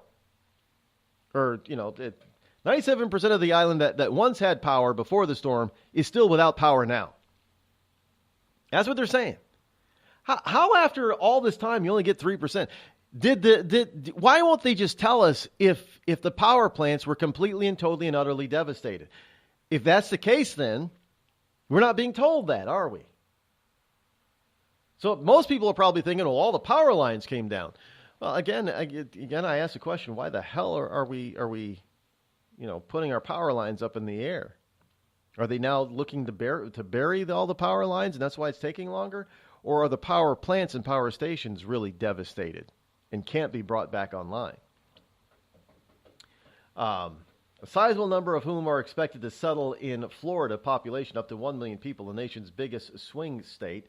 That could prove to be a boon to Democrats in a state which the past four top of the ticket races have been decided by about a percentage point or so. It's going to mean a lot more people voting Democrat in Florida, said Marco Rubio, or Marco Riggio, president of the president of the San Juan Municipal Assembly. So we could get more Democrats. Isn't that wonderful how they Democrats import Democrats from wherever they can import them from in order to overtake a state or a city or a town. Californians are kind of doing that to Texas right now. Liberal Democrats from California, because California is such a mess.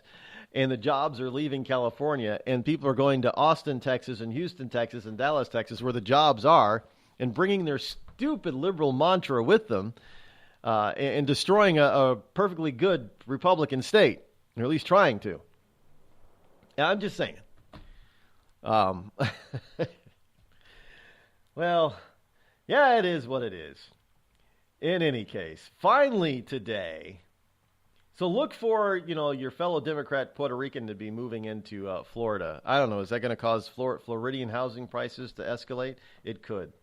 Finally today, out of San Francisco, CBS News, the fate of thousands of wild horses hangs in the balance as the Senate considers an amendment to a spending bill that would allow euthanasia of Mustangs and burros roaming free on land owned by the federal government. Now understand that horses and burros are not indigenous, meaning they're not native to this continent. And these people are these environmental wackos. They've gotten these notions, these little regulations put in that when the federal government sells some of the wild horses in order to cull the herd, as it were, there is a stipulation that says you cannot kill the animals after you buy them. And now I guess they're going to remove that because they're not natural to North America. Horses are not. Neither are burros. The good old donkey. They're not natural. They were brought here by Spaniards and other Europeans, and some of them obviously were let go. And some of them, escaped, and they came together in herds, and now they roam free on federal land. And I guess sometimes they get out of hand.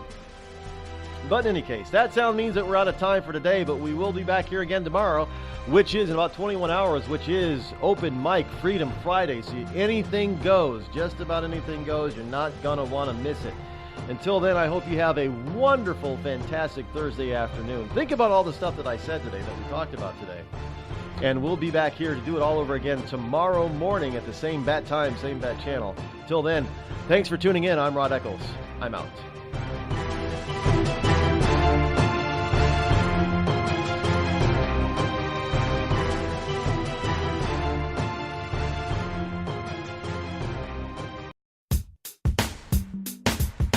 Damn, it feels good to be a Clinton. Damn, it feels good to be a Clinton. A shameless politician always plays her cards right. Got a crew for the fight on the airwaves. Lapdogs in the press keep their mouths tight. Cause a Clinton never needs to explain why it is what they done or with who. A real Clinton knows that they're entitled, and you don't get to know what they do. What difference does it make? For Clinton, what's loaded in some fat Apple file? A Clinton plays the victim for promotion. A Clinton kills it off with a smile. Damn, it feels good to be a Clinton. A server full of secrets ain't no thing. Damn, it feels good to be a Clinton. Nothing ever hits with the sting.